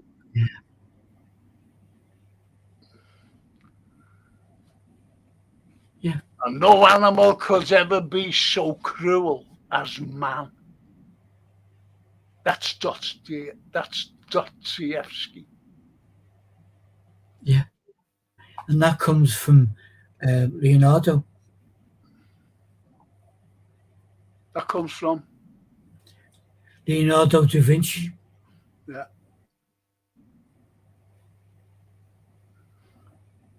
It just shows you, doesn't it?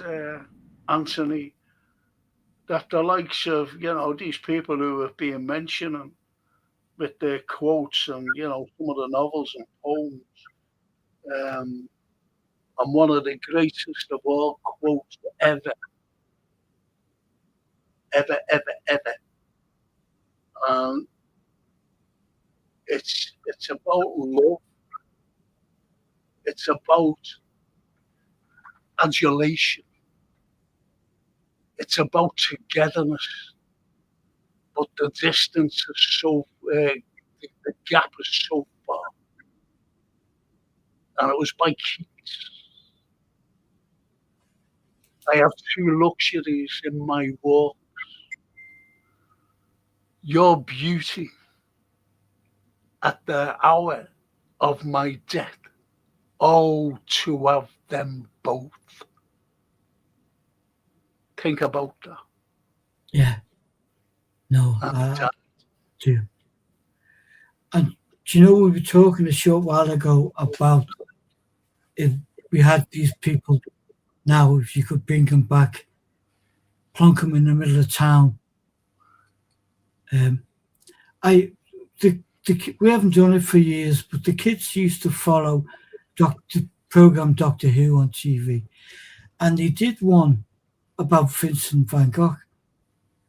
Now I, they'd watched it and stuff, and at a point when I was during COVID, when I was getting very, very inspired by his work and reading books and his letters and everything, and we get lost sometimes and stuff.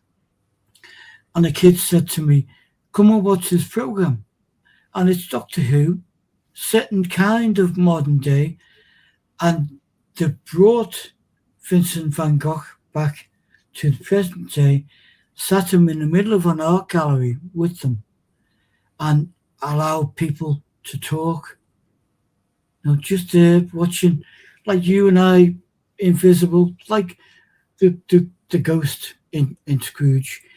And what Van Gogh was hearing was how important his work has been following his death, and how it's mushroomed into this majestic thing. And the minute you said then about John Keats, I thought that would be a worthy gift for him, just to see how people were totally blown away by his work, not judging him by his lack of money, his class, his whatever, just his work. And it's like, wow, what would he think of the people who've been inspired by him? Dickens too. What would they say? Oh, yeah. Do you think that, I'll come back to you there, John, it won't be a minute. Do you reckon that, we love Oscar Wilde. We just love him simply because of the trauma that he went through and the assassination he went through. And to die penniless, it's like one of my greatest ever inventors was one of the greatest of all people, and that was Nikola Tesla. Yeah. Now, Tesla, he wanted to give the world free electricity, but it was only sheer greed of the likes of J.P. Morgan, even Edison. They said, no, we can make money out of this. And he was left. He was left. It's like anything else, Anthony. If you invent something, that's taken away from you and you can't do anything about it. Well, this is the way the Americans worked. This is the way the Americans worked, and they still do it today. And unfortunately, you know, like when you look at Tesla, when you look at Oscar Wilde, and he's the other fella, he's gone, Poe, Edgar Allan Poe, and the way Yeah. they were treated by assassination, an assassination, not a, you know, like shooting them or whatever. It was assassination of the character. There's nothing worse than being assassinated, your Yeah. character being assassinated. And we were only talking about this, weren't we? Privately, you know, when people, when people, you know, they come up to you and they go like this and and then, you know, you say, well, okay, yeah, I'll see you again, ciao, bye, you know, and you walk away. And the next performance is what? They're talking behind your back. They're fucking cowards. They don't say it to your face, but they'd rather say snidey remarks about you behind your back. And we know these people, don't we? We know them. And they're the people, the likes of the people who assassinated these wonderful men, the likes of Poe, the likes of Wilde, and that great man who died penniless in a little apartment, a little fucking 1-bedroom apartment. Tesla. You know, they're the heroes I revere to. And, you know, different, you know, one of my great heroes is Shakespeare, as you know, and Dickens. And people don't realise about literature and the words that these people have written. I mentioned Keats. And, you know, the love of his life, and he couldn't have it simply because he was ill. He was sent away by his physicians to recuperate in Rome. And that's all he ever thought about was his girlfriend and his luxury. Oh, to have your beauty at the hour of my death. Oh, to have them both. You know, that's how he ended his letter to her. And it's so sad.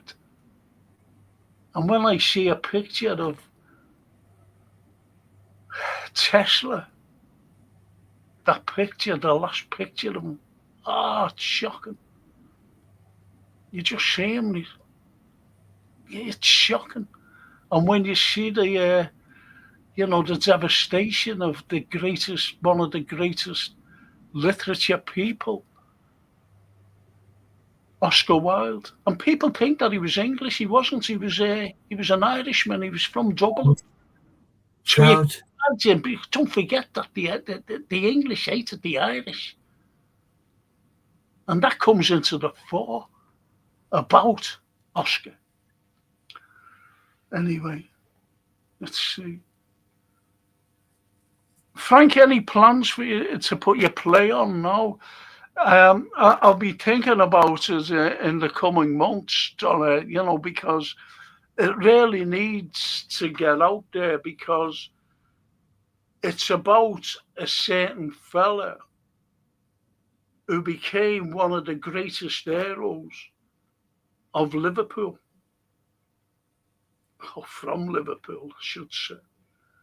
And this lad, he was born in a workhouse. I could give you this much. He was born in a workhouse, and he escaped certain death as a child, a young lad, only a kid. And then he gets down to wherever he ended up, and he joined the army. And what he did in the army was unbelievable. And then he got back, and he was court-martialed, because he was drunk on parade, as they thought. But he wasn't. He was suffering from a disease which wasn't known then, called narcolepsis, where you slur your speech and you stagger. Narcolepsy. And he was thrown out of the army, dishonorably discharged. And then he made his way back to Liverpool because he wanted to find out who his parents were, who his family was, because he never knew them, because his mother had died giving him birth in the workhouse. They didn't know her name simply because she banged on the workhouse door and they allowed her in, and because it was Victorian, you know, what women wore then, you know, big wide dresses and whatever.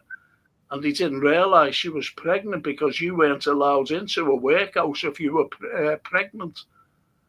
But anyways, they went, oh, she's pregnant, she's giving birth, because she was giving birth at the time. She collapsed. She was feverish. And when she gave birth, they didn't even know who she was. And they rushed the child over to the chapel inside the workhouse. And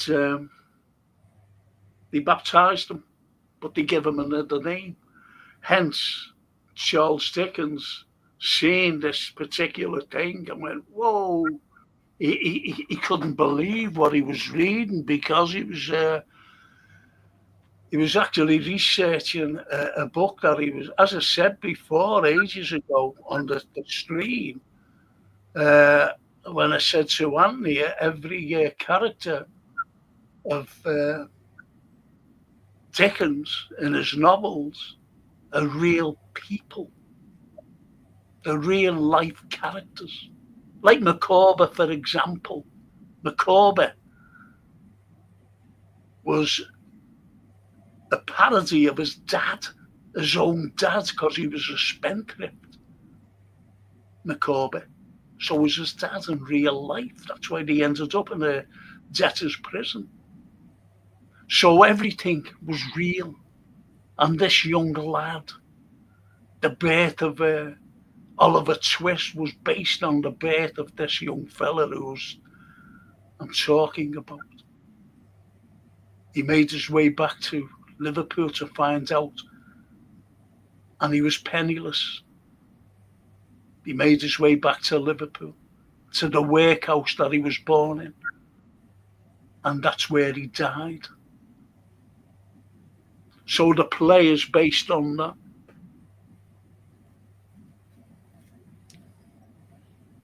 And yes, I'd love to put it on this time, you know, this year. Aaron's honest, Tesla was my hero. My hero. My hero. My hero, Donna. BJ. Hiya, BJ. Hey. Hiya, BJ.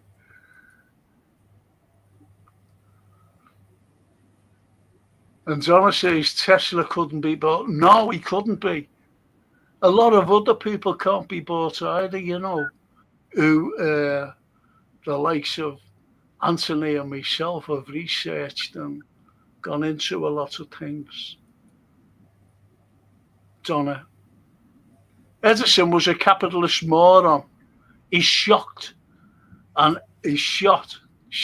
elephant to death for propaganda against the alternating current that Tesla was working on. Yeah. Edison. And, you know, everybody goes, Edison's a lighthouse. Yeah, isn't that great? Fuck off. That's what I say to him. That's what I say to him. Sorry to swear to our lovely ladies out there, but that's the way. Even what's his name? The greatest brain on the planet, besides Stephen Hawkins, by the way. And he turned around and said, "You have to use an expletive to emphasize your point." Einstein, George Bernard. George Bernard Shaw. George Bernard Shaw, he said, "I'm fed up putting fucking full stops." He said, and it's like, you can imagine this Irishman saying that, couldn't you? Fed up putting fucking full stops in. So you love the Irish.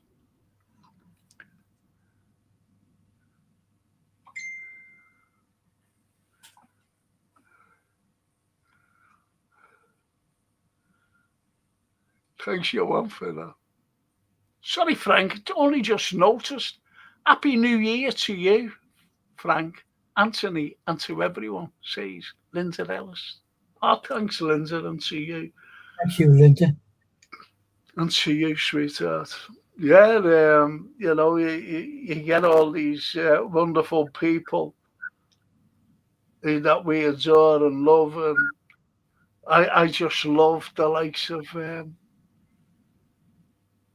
Elizabeth Barrett Browning and Aurora Leigh. I've told people to read Aurora Leigh, a poem, and what education was all about. And, obviously Robert Browning, loved him. I love him. I love his poetry. We love Keats. We love all these wonderful poets. Wilfred Owen. Wilfred Owen was the most unluckiest man on the planet. And yet he was cast aside, wasn't he? Because he told the truth in his poetry about the war. Yeah. As I said, we're passing bells for these who die as cattle. And the title tells you everything. Anthem for doomed youth. And when you look at Dulce et Decorum Est, Pro Patria Mori, bent double like old beggars under sacks, knock-kneed, coughing like hags, we curse through sludge, till on the haunting flare we turned our backs. You've got all this, which is the true, the truth about the horrors of war. You're not having the likes of, Rupert Brock, which was great, great patriotism, If I should, I think only this of me, that there's some corner of a foreign field that is forever England. Well, he wants to fucking die in a field. But the likes of Wilfred Owen comes out and says, gas, quick, boys, an ecstasy of fumbling, fitting the clumsy helmets just in time, but someone was yelling and floundering like a man in fire or lime, as under a thick green sea. He plunges at me, guttering, choking, drowning. If you too could pace behind the wagon that we flung him in, and watch his white eyes writhing in his face, his hanging face like a devil sick of sin.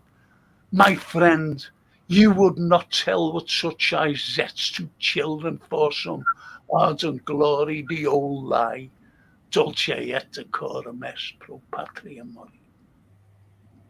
So you have the stark contrast between, if I should die, think only this of me.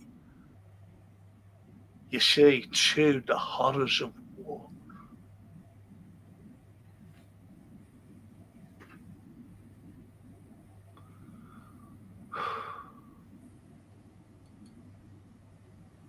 And Johan says, I was a bit disappointed to see Noam Chomsky in the Epstein file. Yeah, he was. He is. He's in them. But I knew they had compromising material on him during COVID. Manufacturing Consent was my favourite book in college. To say Noam Chomsky, he's old now. I think he's well into his 90s. And he's unrecognisable from when he was young. Hang on, let's see this one. I'm sorry about this. a thing is not necessarily true because a man dies for it. That's Oscar Wilde. I'm just looking at something.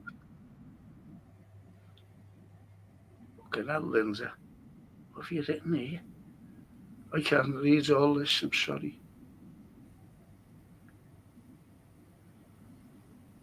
I'll have a look at that later, Linda. Thank you for sending it through to me. So you see, there's a lot, you know, as Johan said about Noam Chomsky. Yeah, there was a lot. There's thousands of names. Yeah. Thousands of names in these Epstein files. And the likes of Epstein, he was a Mossad agent. And he was blackmailing everybody. And this is how. Look, you know, you get the likes of Netanyahu, who's gone over to America. He's meeting now with Trump. And Trump's giving him the green light to go and bomb Iran. Why is Trump doing this? Because they've got something on him. Must have.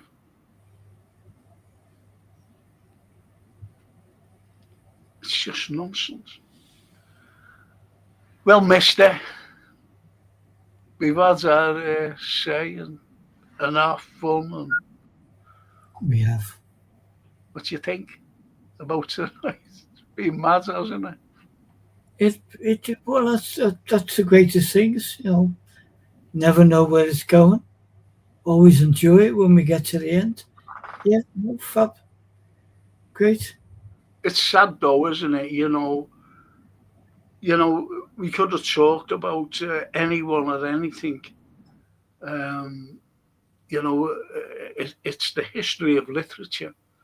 I started off with the Darkling Thrush by Thomas Hardy, and when you look at Thomas Hardy and that little creature that gave out, you know, optimism for the new century. Yes. Yeah, which is with us, you know. Throughout the show, that's been, for me, that's the defining model, you know.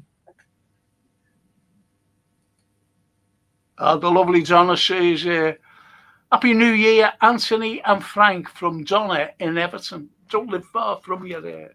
Oh. You don't live far from me, sweetheart. Thank you, Donna. That's lovely. And the same to you. That's my dad's neck of the woods, Everton. Yeah. And my mum was just down the street.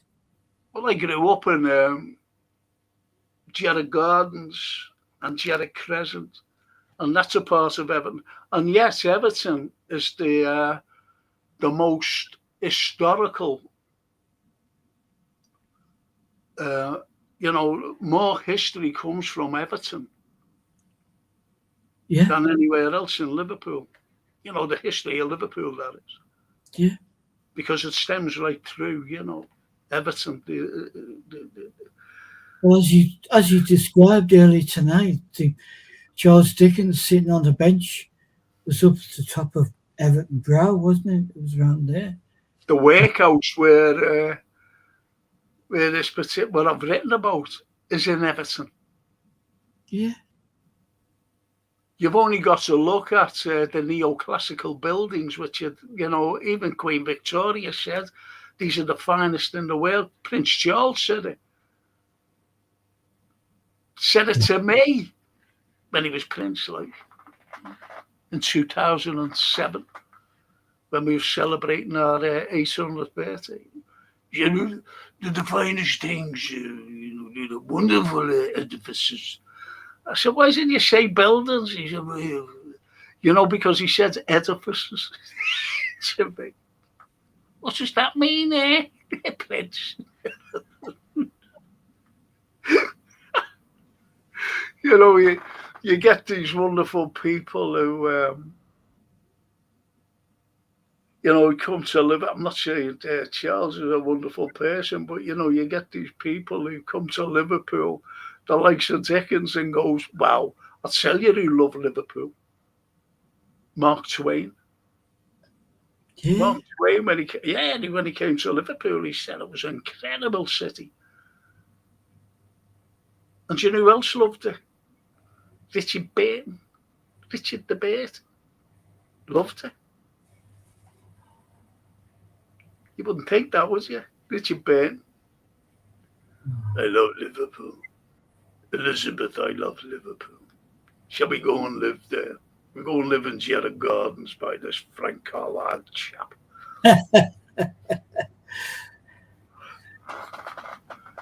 And Johan says, apologies if I have been unresponsive. United are playing the mighty Wolves. Oh. You certainly unresponsive, Johan. Don't you just love it, don't you? Yeah. Johan. Oh, it's great. Was my neck of the woods also, says, that's Everton. Says Linda Ellis. Yeah. And Donna says, go on, Frank, new job, impersonator. The situation's become most intolerable there. Because I said to him, I said, you fancy a cup of tea? Because I lost everything, because what I did, Donna, we were in St. George's Hall, and I was showing them around, I said, okay. Anyway, I was told there was a fellow, he was the manager of the North End of the thing, and he said, this is when the floor was first uncovered. And he said, Frank, he said, whatever you do, don't allow anyone on the floor. I said, I won't. Because they had this big rail around, rope around. And he said, will you promise? I said, yeah. I said, I won't even go on it. I said, Frank, you've got my word. He said, all right, thanks, Frank. Don't forget anyone. Don't allow anyone on. So anyway, we were standing in the hall, and we were on the steps because when you see the floor, it's based on Emperor Caracal's steam baths in Rome. So anyway, we're standing on the steps, to go down onto the floor, that is. So we're standing there. So if we had Jason, he'd put it up, and I'd show you what I mean. So we're standing there, and I'm showing him things, saying, look at that up there. He's going, oh, you're wonderful. And he went to step on it. Now, he always stands, you notice, Charles, he always stands with his left hand in his left hand pocket of his jacket or a suit, whatever he's fucking wearing, so he's got his hands in there, and I'm standing on the left hand side of him. So anyway, as he went to step on it, the alarm bells came, they were ringing in my ears. What Frank Richardson said, don't allow anyone, I know what to do, don't allow any. Okay, and I grabbed him back, because what you're told is do not, swear to use expletives. I said, I don't swear. So he said, don't swear, and do not touch. I said, yeah, all right, no problem. So anyway, I grabbed him back, and there was two fellas on the opposite side, and they were going. So I went, and all my composure, everything was gone. So I just grabbed hold of his arm. I said, come on, you're all right, you can get on. So I brought him right in the middle of the floor. And I was looking at it, and I didn't know what to say anymore, because everything had gone. Everything. And I was just looking at him, and I went, do you fancy a cup of tea? And he went, the situation's most intolerable. So anyway, this fella came right from nowhere, right in front of me, and he said, His Royal Highness cannot go willy-nilly for a cup of tea. He's on a tight schedule. And I went, oh, all right. So I started to walk away. And I forgot his name and everything, forgot how to address him. And I turned it round and I went, see you again, Prince. I didn't know what to say to him. And he got off. And I got a letter off him 7 weeks later, handwritten. And he said it was the most what did he say, humorous Tory head because we was having a laugh at a show. Oh, yeah. I didn't know that, man. You know, and all things like this. And so, yeah, that was it. That was it with me, Johnny, showing him around. And how come King Charles never gave you an MBE for it? I refused the gong, didn't I? Didn't I? All because of the establishment. Refused. Because we've been fighting the establishment ever since the 15th of April 1989. Why should I take anything from them? And that's me. So I've refused.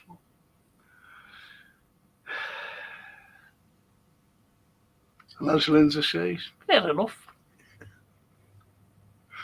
I won't be offered another one. I want a night shot. I want to be like Sir Kenny. You don't. No, I don't, of course. You don't need trinkets. No, we don't do we. We don't. Don't need them. The monarchy. But anyway, it's been an eventful night, hasn't it, Anthony?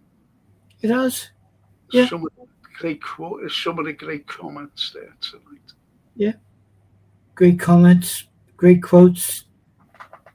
You know, and we're stepping into the new year and a day and a bit. You know. I really want to, talk next Monday. We're back to normal next Monday, aren't we? You know, with the history of literature.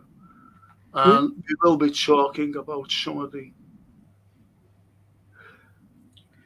Well, there's a couple of things that we kind of mentioned, but we've not talked about in depth yet, which is obviously, as well as literature, the actual putting a face and a life to these glorious people that built the city that we call home. Yes. Yes. Yes. Linda says, you don't need King Charlie's approval. We all love our Mr. Liverpool. Oh, thank you, Linda. Thank you so much. Thank you. Really appreciate that. Thank you. Sir Idris Elba, latest knighthood. I like Idris Elba. Yeah. I think he's a great actor. I don't get any of this, the trinket given. Why?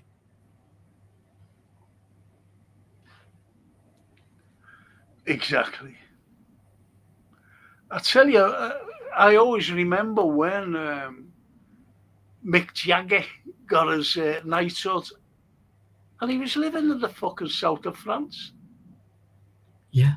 And I said, at the time, why are they giving knighthoods to fellas who have left the country to go and live in the south of France? Mick Jagger. Yeah. Anyway. And Donna says, Sir Frank, you'll have a statue on Everton Hill. That's the highest point in Liverpool, Everton Hill. Everton Hill. Where would you have it in Liverpool? Outside the hole in the wall. Because it's like Cilla Black, in Matthew Street, where she's just standing there as a Cilla, like this. I think it's a great statue, by the way. And, or is she like that? Or has she got her hands down? I don't know what she's fucking like anyway. But it's like that. Could you imagine a statue of me outside the hole in the wall?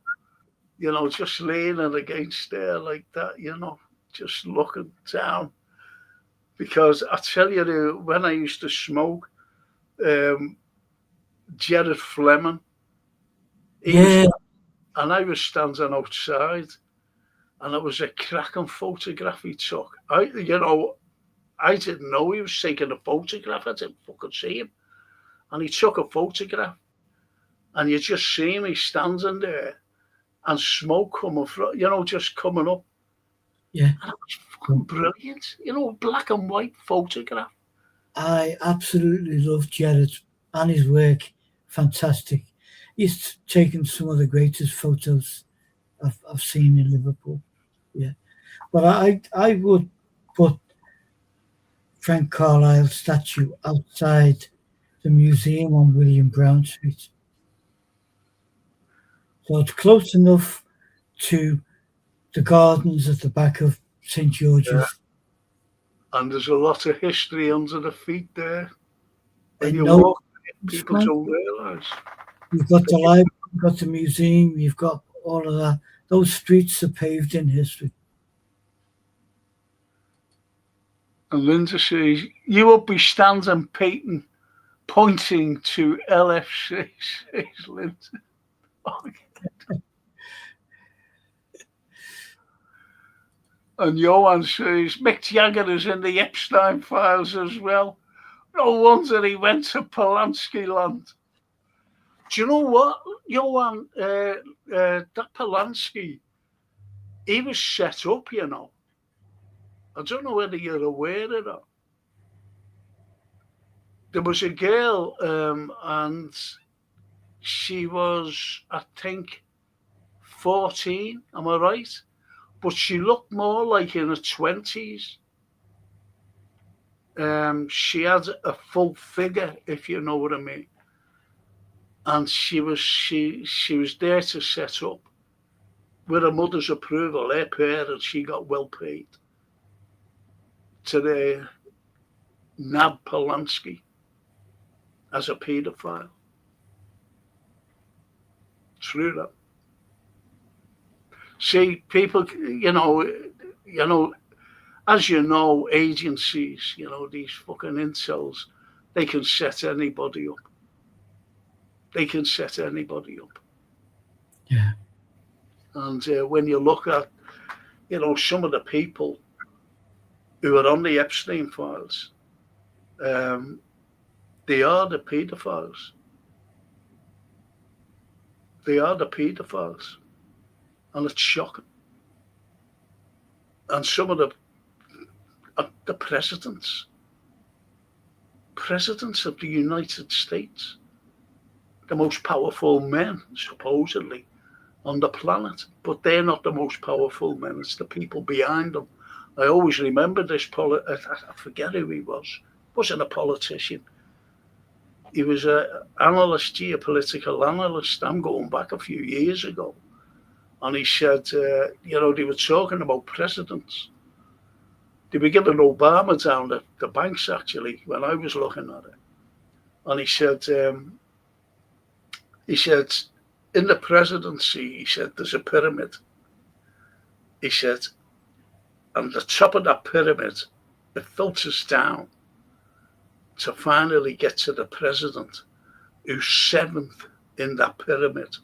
So all that's going right down. He said, so the six above him, especially the top person, the top man, gives him the president's, any president, no matter who they are, the orders. And they've got to follow those orders. And I've come to a conclusion who that. Well, who's behind all the presidents? They've got them as puppets. And I can't mention the names. And Linda says, also closer to Jerry Gardens. Yes, Linda. Thanks for having the statue. You'd have to get Tom Murphy. And Johan says, true, but the Sharon Tate case reeks of MK Ultra.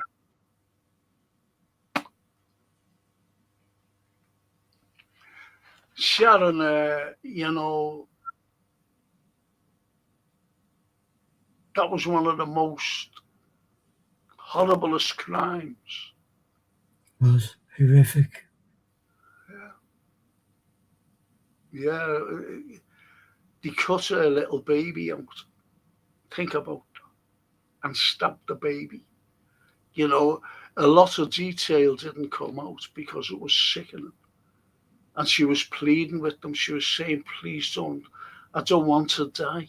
I want to have my little baby. Please. Killed her. Stabbed her to death and cut her baby out.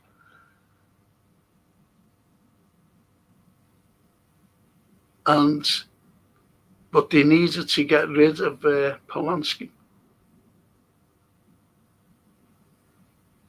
Needed to get rid of him. Listen, if he was being all this, they would have had him well back in the States and threw him in jail. But they just left him in France. And the French would have had him, believe you me. And as Shakespeare said, there's something rotten in the state of Denmark. But he said, what he meant was there's something rotten in the state of England at the time because of the purge on a certain race of people, a certain sect of people. And that goes for the likes of France. There is something rotten. No, there is something rotten in the state of America. And the pages of people. Shakespeare could have been talking about them as well. And Donna says something like the Majestic Six. There is a Majestic, actually, Donna. There is a Majestic. And they're an intel.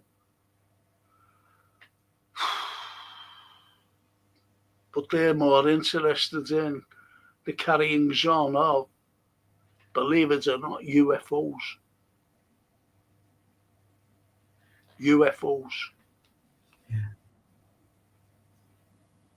We'll have to do a UFO one night. Anthony, if you want to join me. Yeah, I would love to. Yeah. Because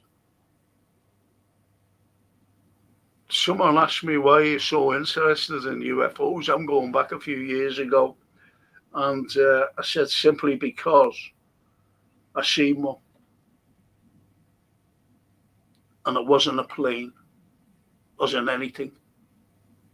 It was the fucking size of an aircraft carrier. It was huge. It was solid. Think about that. So I've been trying to get this fella named, what's his name? I've had him on before and he was good. He's written books and everything. Oh, what's his bloody name? That's a policeman. Jason Gleaves, his name is. Donners was still with us, look. Yeah, get Dr. Stephen Gray. He's brilliant, isn't he? He's a surgeon as well, Stephen Gray. But this fella, Jason, he's unbelievable. You want to see what the photographs he's got. Anthony. Oh. Incredible. And proper photographs, not AI. AI. Yeah.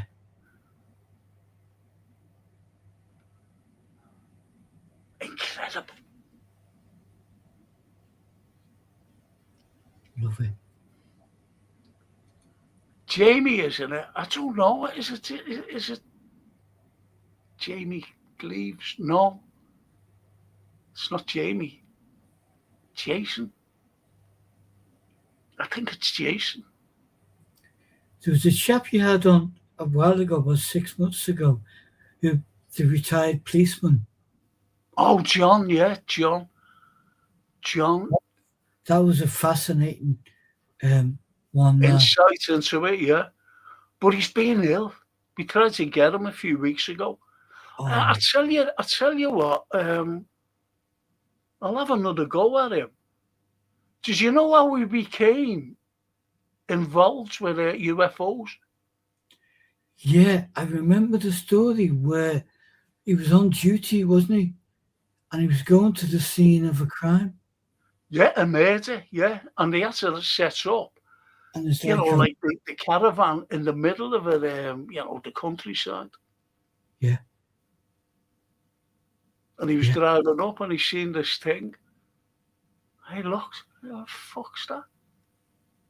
As he was going into the caravan, and a fella came and he was driving up. He was going to help him, and he was in this little Panda, a little Panda police car. He yeah, said, "You follow me," and he got off, and the fella in the Panda was following this thing, going along the wow, countryside. So obviously the countryside was open, and yeah, there's this thing, and they got out, the pair of them, and when they got out, they were looking up at it, huge thing, and then all of a sudden it just zipped away, psst, gone.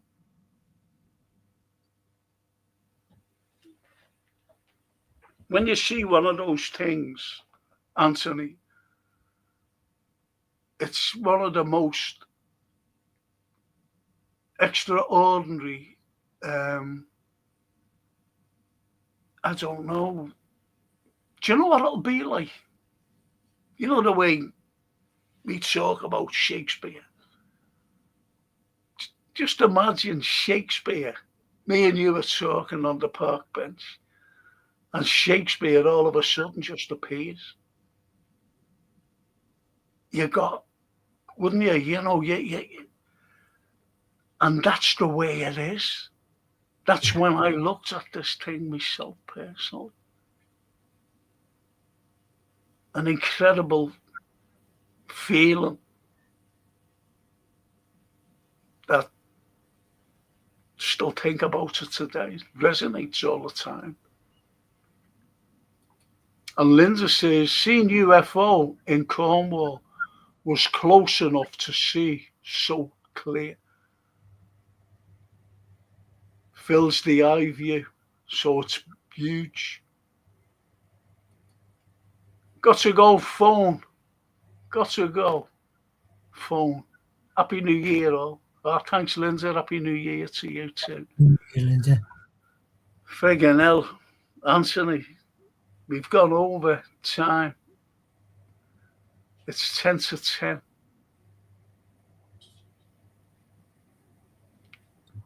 So we've gone from Shakespeare right through to Oscar Wilde, right through to UFO.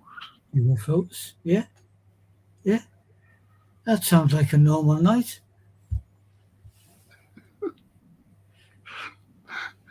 A normal night, and Johan's always been with us. And he says, apologies, the gentleman, Jamie Williams. Oh, no, Jamie, yeah, I understand that. He was the paranormal. He's a friend of mine, Jamie, and he brought me to this place. He fucking laughed now, hadn't he? He brought me, he said, would you like to go to this place? We're going to, and I said, yeah, all right. And Jason as well. So anyway, I went down to this place. He said, it's haunted, Frank. I said, oh, is it? Oh, yeah, okay. Fucking hell.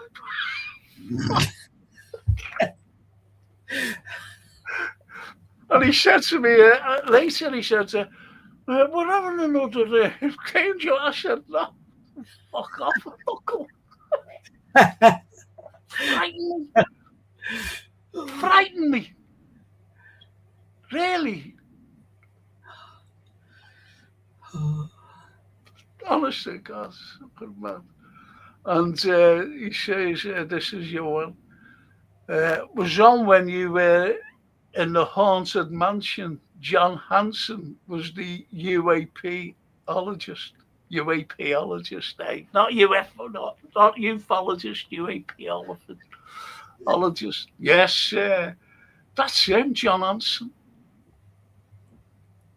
Okay, now he could be the he could be a little monitor, Carly, Johan.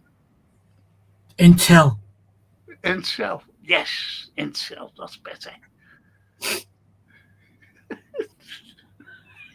great, isn't it?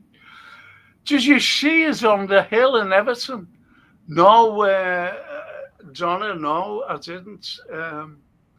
Where I seen it was in France. And I'm useless at estimating size or distance or anything. And the lads who was with, these lads, university lads, they said it was 350 feet in diameter. This was fucking huge. Huge. It was a gunmetal grey, or you call it gunmetal grey. And also, it was about between, it was a mile away, they said. It was a mile away. It was unbelievable. And we were viewing it from 6 minutes. And then it went from, we were looking down at it because we were on an incline and we were looking down at it. And I went from there, Johnny, where it was hovering. It was just, it wasn't on the ground, it was hovering. And we were looking, and after 6 minutes, it went from there, down there, to there. In a blue sky, it was blue, not a cloud. And it was gone within 2 seconds. From the ground to there, to the blue yonder. It's gone within 2 seconds. Disappeared, just gone that quick, that fast. And that was it. That's what I see. Well, not just me, but my fellow travellers. 4 of us, 5 of us. And there was other people as well there. There was not many. They were pulling a couple of caravans, camper van, and just a couple of ordinary cars as well. And they were all looking down at it, and no one said a whit. It was so eerie silent. And when we got back in the car to go on our journey down to a place called Perpignan, south of France, we didn't say a word to each other until we got to our destination, went into this bistro we always went into, which was on the periphery of Perpignan. And we goes in, and it was one of the lads who just said, 5 beers, please. Well, I said, so, bonsoir, messieurs. That's what the owner said, because we knew him. And that was it. And one of the lads said 5 beers. That was the first time that we ever spoke. From that journey, which was about 4 hours, by the way, because it was around the Dordogne district. Well, it was in the Dordogne.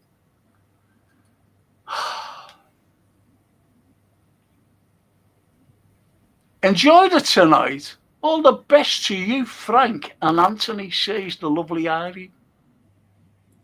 Ah, that's lovely. Thank you. Thank you, Irene. Happy New Year. Thank you.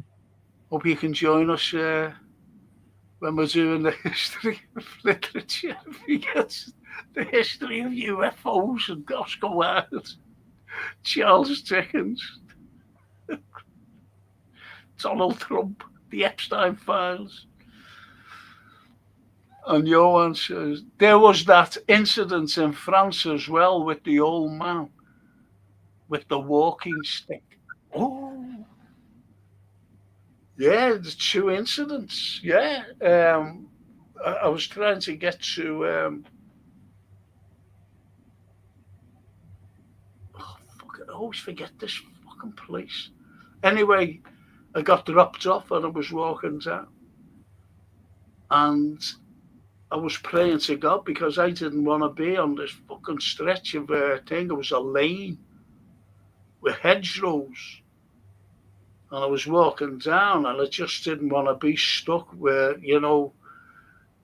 when darkness fell. And I was praying to God. I was saying, please, God, help me. Because, there was no traffic whatsoever. There was nothing.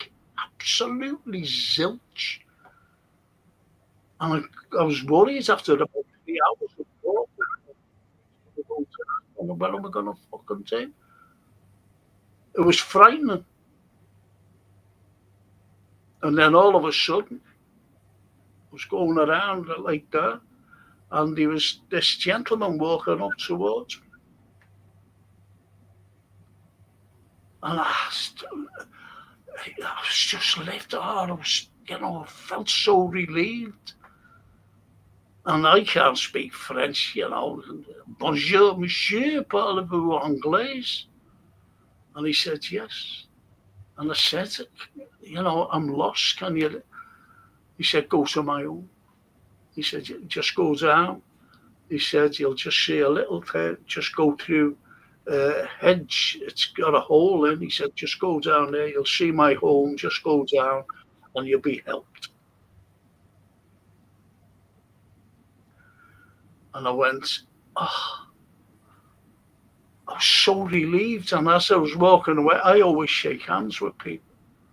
And I went and turned around to thank him, because I was just delighted that I was told where to go because I was fucking terrified. Gets to the house, what the gentleman told me to. And what stood out about his walking stick, that it was silver, this thing, but it was antlers. It was a deer, silver, big antlers on his walking stick or his cane, whatever it was. And he'd, met his daughter after ringing the bell and whatever, and his mother, not his mother, his wife. And he'd been dead for 10 years and always went out for a walk at that time when I met him. That's cutting a long story short. It's incredible. There are 2 incidents in my life that another incident wasn't an incident, really. I was in Germany and I was tumbling a lift, got a lift off this fella in a big Volkswagen van. And I went, "Sprechen Sie English?" And he went, "Yeah, jump in." And he was an American. And he was an undercover American. He was in the USAF. He was in the United States Air Force. And as we were going down, we just started chatting. He said, "Where are you going?" I said, I told him where I was going, to some Stadt in Tübingen. And he said, okay. He said, "We'll have a coffee there." He said, "It's about 2 hours away." And I went, "Yeah, I expect that." And we were driving down, we just chatting. And we started talking. I spoke about that UFO, or a UAP, as Johan calls them. Right, so I was talking about that. He said, we have the occupants. And that's the first time I'd ever heard about a place called Area 51. And he said, no one can get in there, no one. He said, and we have the discs and we have the occupants in deep freeze. So you see, their incident, when you meet people and you go out and about and you see these wonderful people. And the unfortunate thing, I had his address and everything. He was from Chicago. He had long hair and he had the beard. As I said, he was undercover. He was out catching AWOLs. And he was in a place called Garmisch because he heard of some American soldiers who, deserted wherever they were. And I think it was Vietnam. Was it Vietnam? No, it wasn't Vietnam. I forget where they were. But anyway, he was fucking somewhere where he was starting wars. And that was it. So undercover from Chicago, and I lost through transition. I've lost a hell of a lot of things through transition, unfortunately. Lost the letter of Charles, handwritten. That's gone. Just imagine if that would be worth thousands that today, wouldn't it? Yeah. That letter, handwritten, beautiful beautiful envelope, And it's at the Creston. It's at the Creston. You know what I mean? The envelope. Yeah.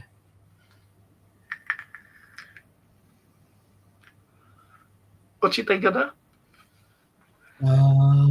I've always said there's far more we do not know than we think we do.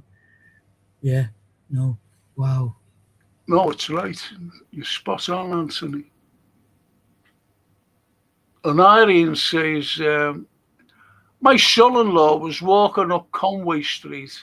He saw an old school friend and said he was carrying his motorcycle helmet. He spoke to him, but he just walked straight past him. And he told his mum. She said, you must be mistaken. He was killed on his motorbike the week before. He swears to this day he saw him. Yes, I totally believe it, because I don't know whether it was Jamie Williams, Irene, who said, I don't know whether it was him or Tom Slemon, I'm not quite so sure. Now, you know about Tom Slemon's work, don't you, Anthony? Yeah. And he said, there's like wormholes. There's like wormholes in Bold Street.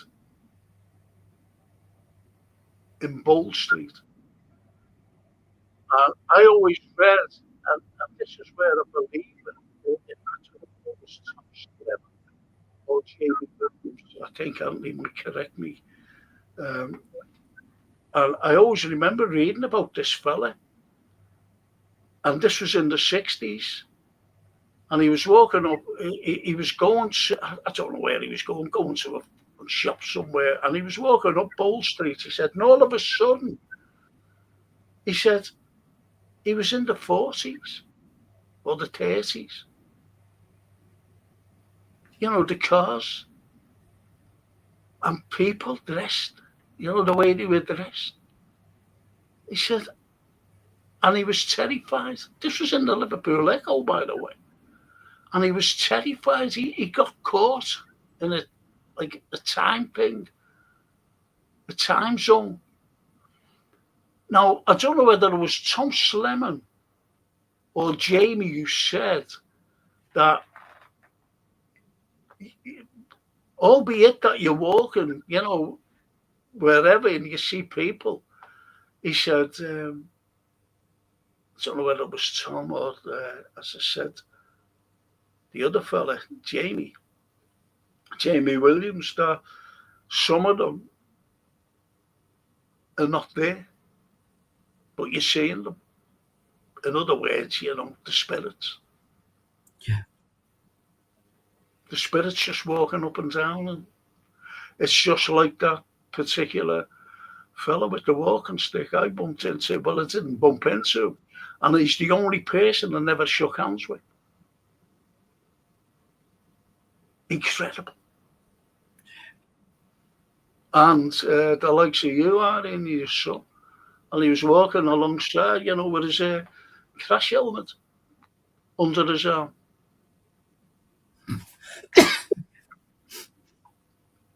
It's, as I said, the world is full of the unexplained. Yeah.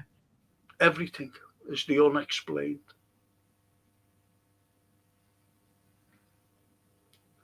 Yeah.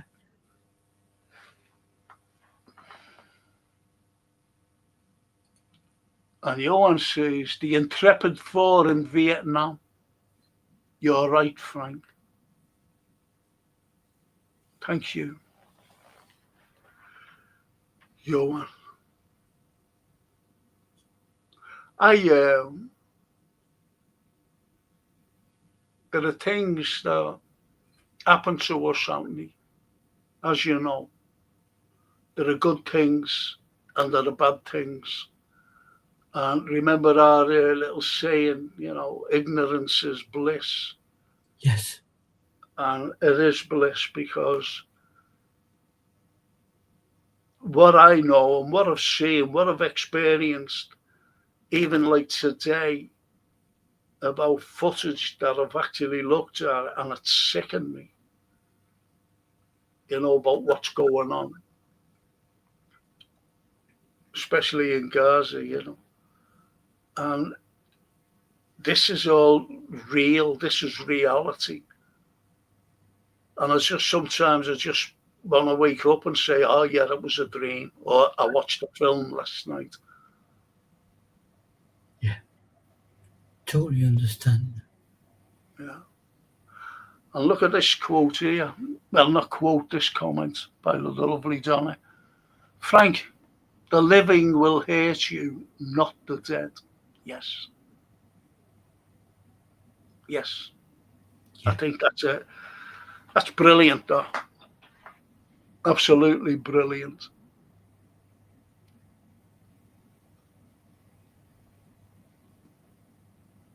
Anthony, I'm not going to have football on Thursday. Do you know why? We've got the match on Friday, haven't we? Yeah. Be doing a watch along. Do you fancy what we set out to do tonight? The history of lit. When on Thursday? Yeah. Or are you going somewhere? Are you getting drunk and going out on your bottle of scotch?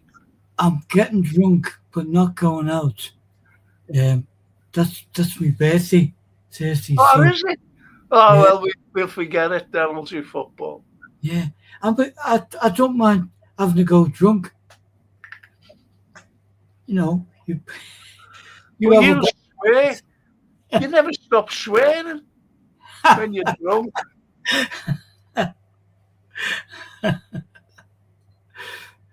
Oh. Do you fancy it? If you're okay. I'll have to leave it. Because the kids are going to want me to play Scrabble or something, And then it'll take them about an hour to wake me up and get me off the floor and with the famous bottle of grouse.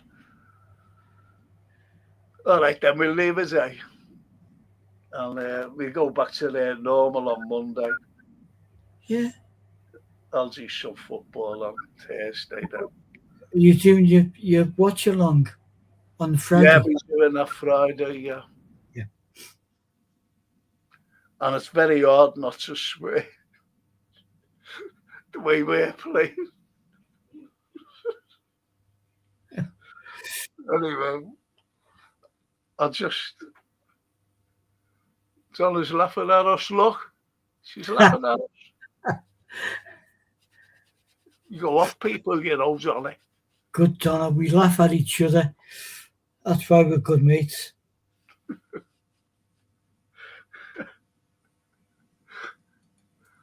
Yeah, it's your birthday, isn't it?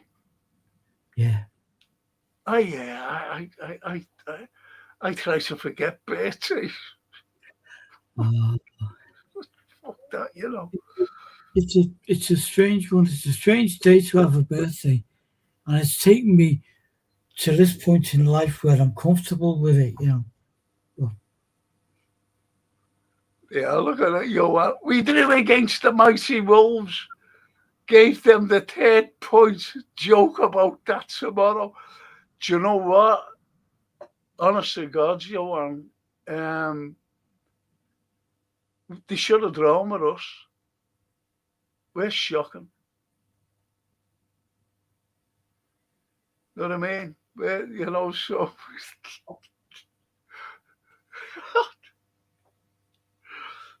we've got Ten Hag. He's disguised, he's shaved his fucking head. And it's Ten Hag. Not and a false name. He's gone under the pseudonym name Annie Slot.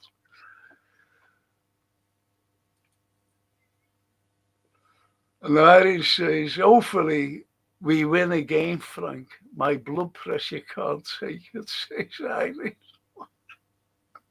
You go. And that's what Johan's saying about. And he's a big United supporter. Don't know who's fucking as bad as.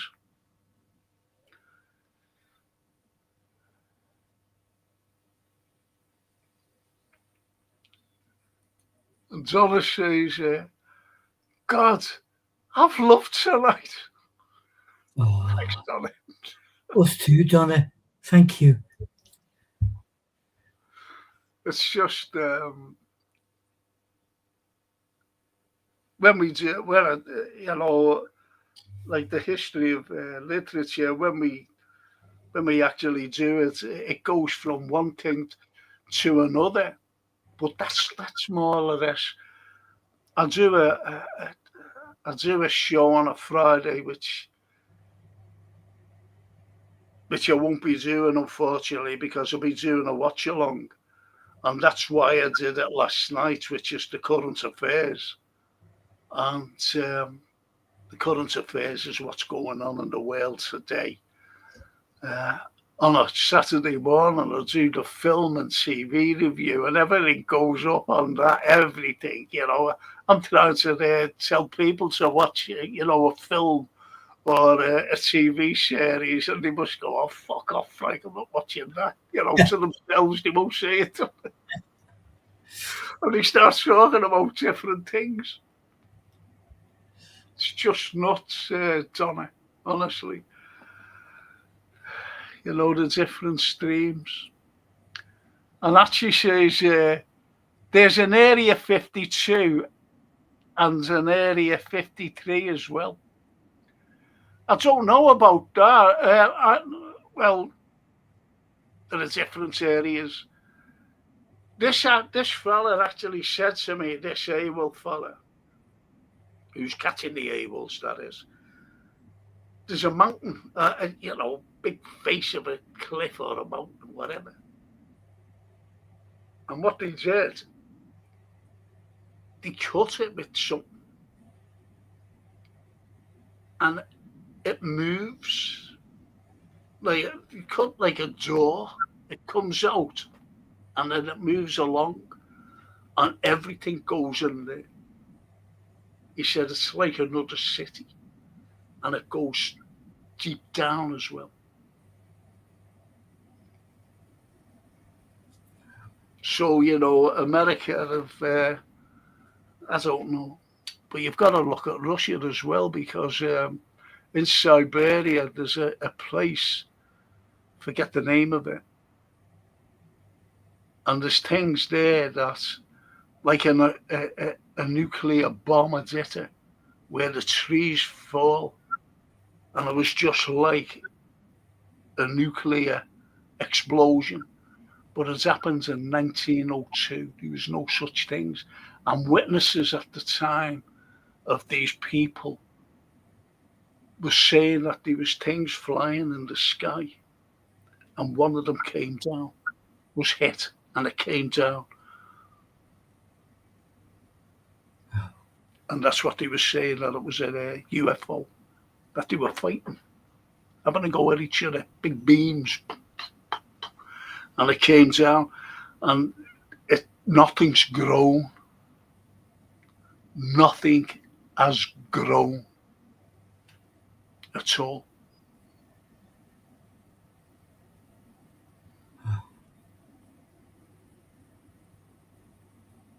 I don't know whether am I doing a show tonight? I don't know. Got a fucking clue. You were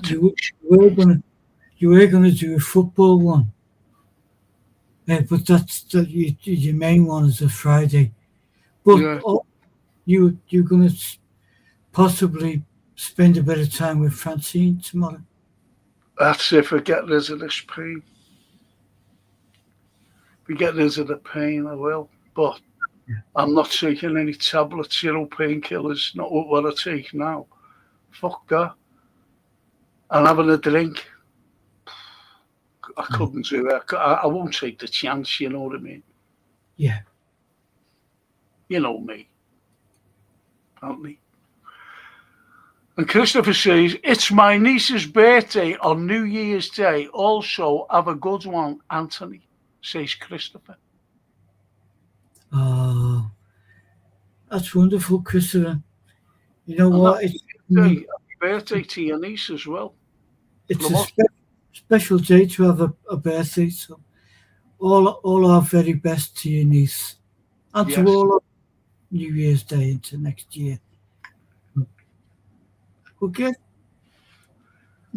get Francine to drive you over here for an hour or two, Frank. Tomorrow, yeah. I'm at the Aussie till God knows about 4:30, but I'll tell you what then, I'll give you the ring. Yeah. No, you give me a fucking ring when you're home and I'll see what the score is. And if not tomorrow, Thursday or Friday, you're booked up with the football. Yeah, come over and have a piece of cake. I've got to go on a diet as well. I've got to lose some weight, fucking hell. I bought a pair of trousers, right? And, I bought two, like. And, I tried them on, and then I tried them on yesterday because I said, I'll have to wear these with or whatever. And I put the fucking hell, it's tight.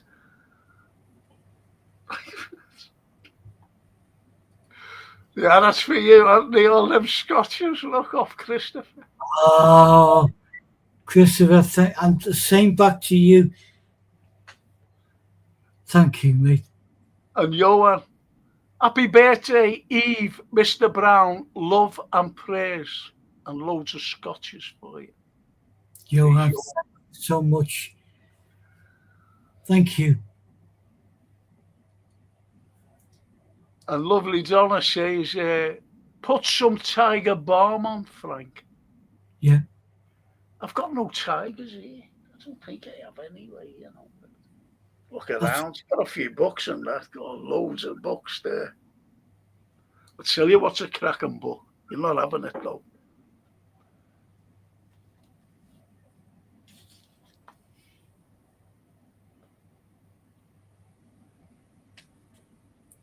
Craters and Turncoats.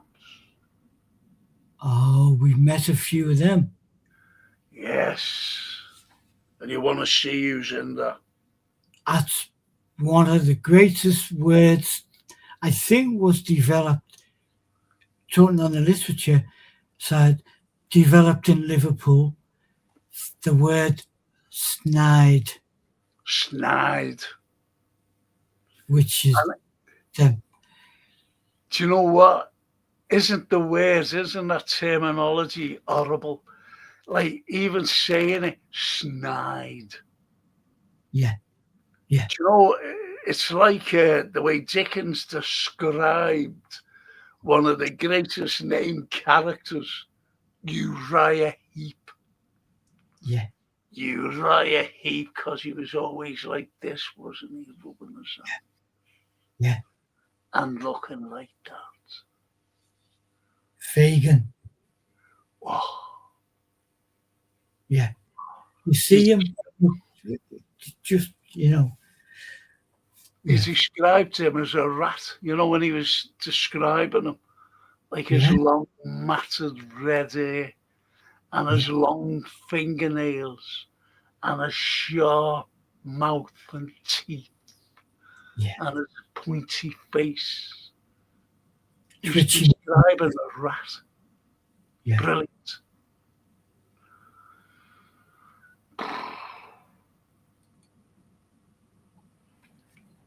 It's the 31st year already.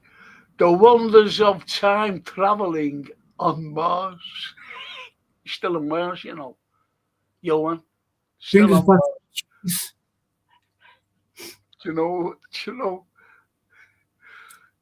Elon Musk, he said to him, listen, Johan, he said, I really need someone to get up to Mars. Do you fancy going? And he thought he was only kidding. He thought Elon was only kidding. And he said, yeah, I've heard of this, the SpaceX thing. Do you want to go in it? He said, yeah, all right. So Johan went in, tied himself in. He said, how do you feel? He said, I feel all right. Little did he fucking know that he was going travelling to Mars. So it's the 31st over there. Yeah. Mars. Oh. Just do one lap around and come home. And lovely Donna says, Snide's one of the funniest, serious, confusing words ever. It is. Snide. Yeah. Well, that's the making of a character or demolishing of a character. If someone you meet says, did you meet that fella, is he a fiver or whatever? And what's he like? He's a snide. Oh, don't have to say any more than that. I was up at our Tony's and, as kids then, they're all grown up now. And his lads, Paul came in, and Paul must have been about 8 or 9. And he came in and and his mother, Joan said, what's wrong? He said, that snidey twat out there, he hit me over the head with a bat.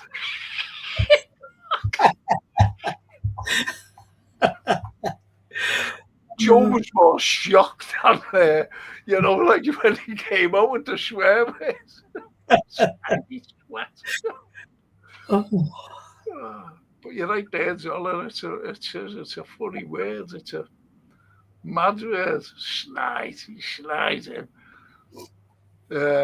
Mata Hari was mentioned in the synopsis. If you know, you know. Oh yeah, Mata Hari. Mata Hari, I think, has got a great story to tell, to be honest. She's in there. Prices and chaincoats. Mata Hari. There's a few in there, Johan. You'd love that book. And on the Mata Hari page, Mata Hari was mentioned. No, you know. He's great here.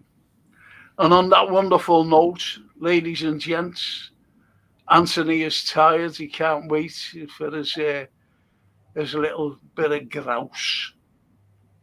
And I don't mean going out into. He's got, honestly, you go to Anthony's and you sit in the garden. It's like a little zoo with rabbits, with little squirrels and pigeons, birds. It's like a little zoo. Squirrels coming up to you, by the way.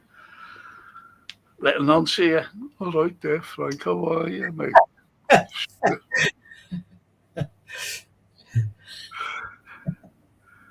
Thanks, Anthony.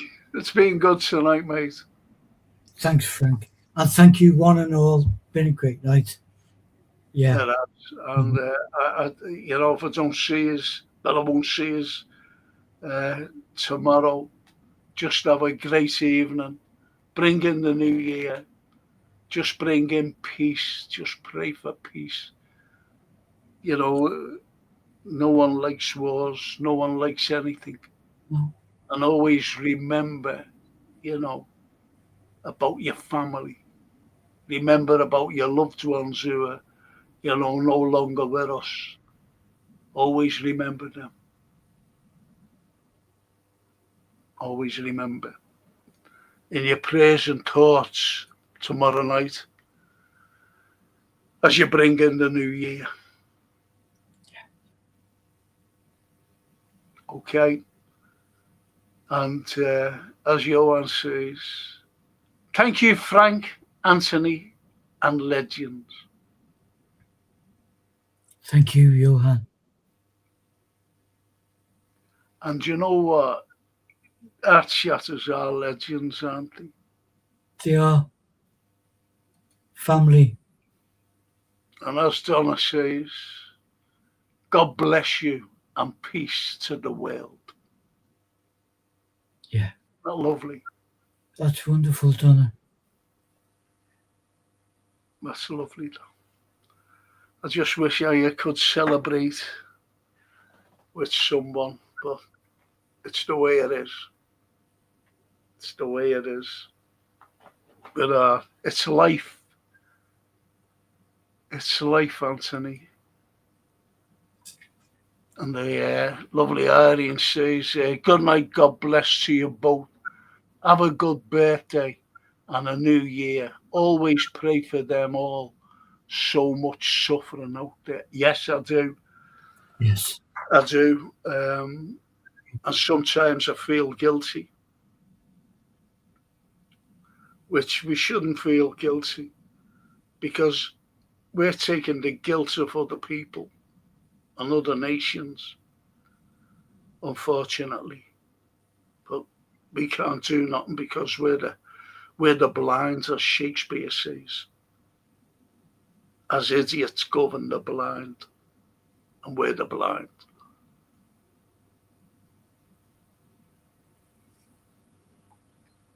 That's all.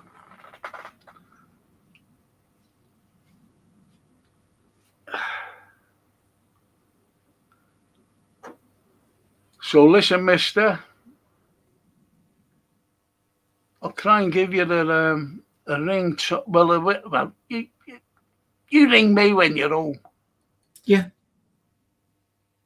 Ring me when you're home. And I'll see if Francine's out, I'm fucked, that's it. Know what I mean? So I won't be able to make it over. I have to apologise to all our little chatters there. I'm sorry for swearing. But I just go along with what George Bernard Shaw says and the wonderful Einstein. Yeah. No harm in swear. I think Christ swore as well, you know. Sure he did. I'm sure. Because I think, you know, when he went into the market and he tipped up all the tables and things like that. Yeah. And, you know, like all them robes that they wore.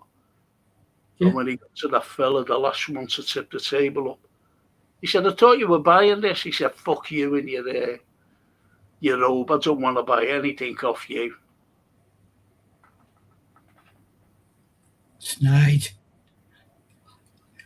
Snide. Well, you're snidey swat.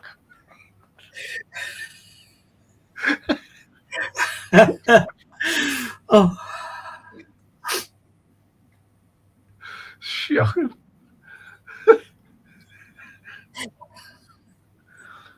Donna Taylor will kill me.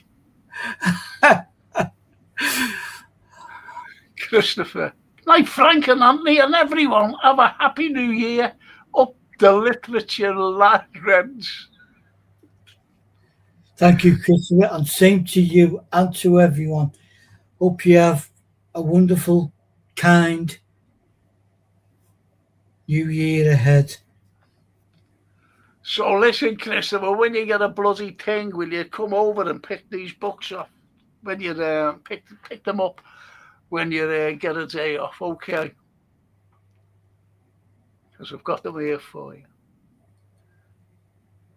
And Johan, make sure Mrs. Hudson brings you the tea.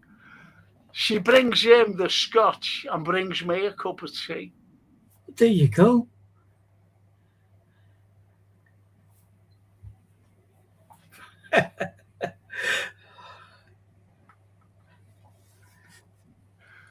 And Irene, we all swear, Frank. So Irene swears. Irene swears. I bet she swears like a trooper. I bet she swears like you, Andy. Chris, you fucking never heard me swear, have you?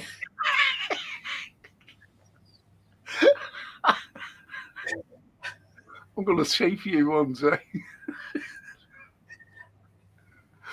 And the Snape, he's just caught. He's been watching the fucking match, him. Nice all. Snape. Good night, Snape. And Christopher says, will do, Frank. All right, mate, you just tell me when you're coming over. Okay, and I've got the books here ready for you. I can't pick them up because my arm's killing me, unfortunately, and that's where it is. It's over this side, and that's my left arm here. So I can't pick them up. But they're here for you anyway. I'll show you one of them. I'll be able to pick one of them. No, in fact, I'll be able to pick two of them up. And I think you'd like them. One is about one of our greatest, and that was Carlyle. Great read. And this is a better read, which you'd love. The Quiet Genius, Bob Paisley. So that's just two of them. There's about 3 or 4 here for you. Okay.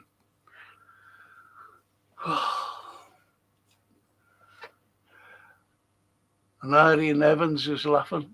Look, see, I don't know whether she's laughing at us or us. You. She's laughing. Anyway. And on that wonderful note, people, thank you, Anthony. I'll wait for your phone call tomorrow. Yeah. And see what happens. And it's just a great good night to our lovely people out there.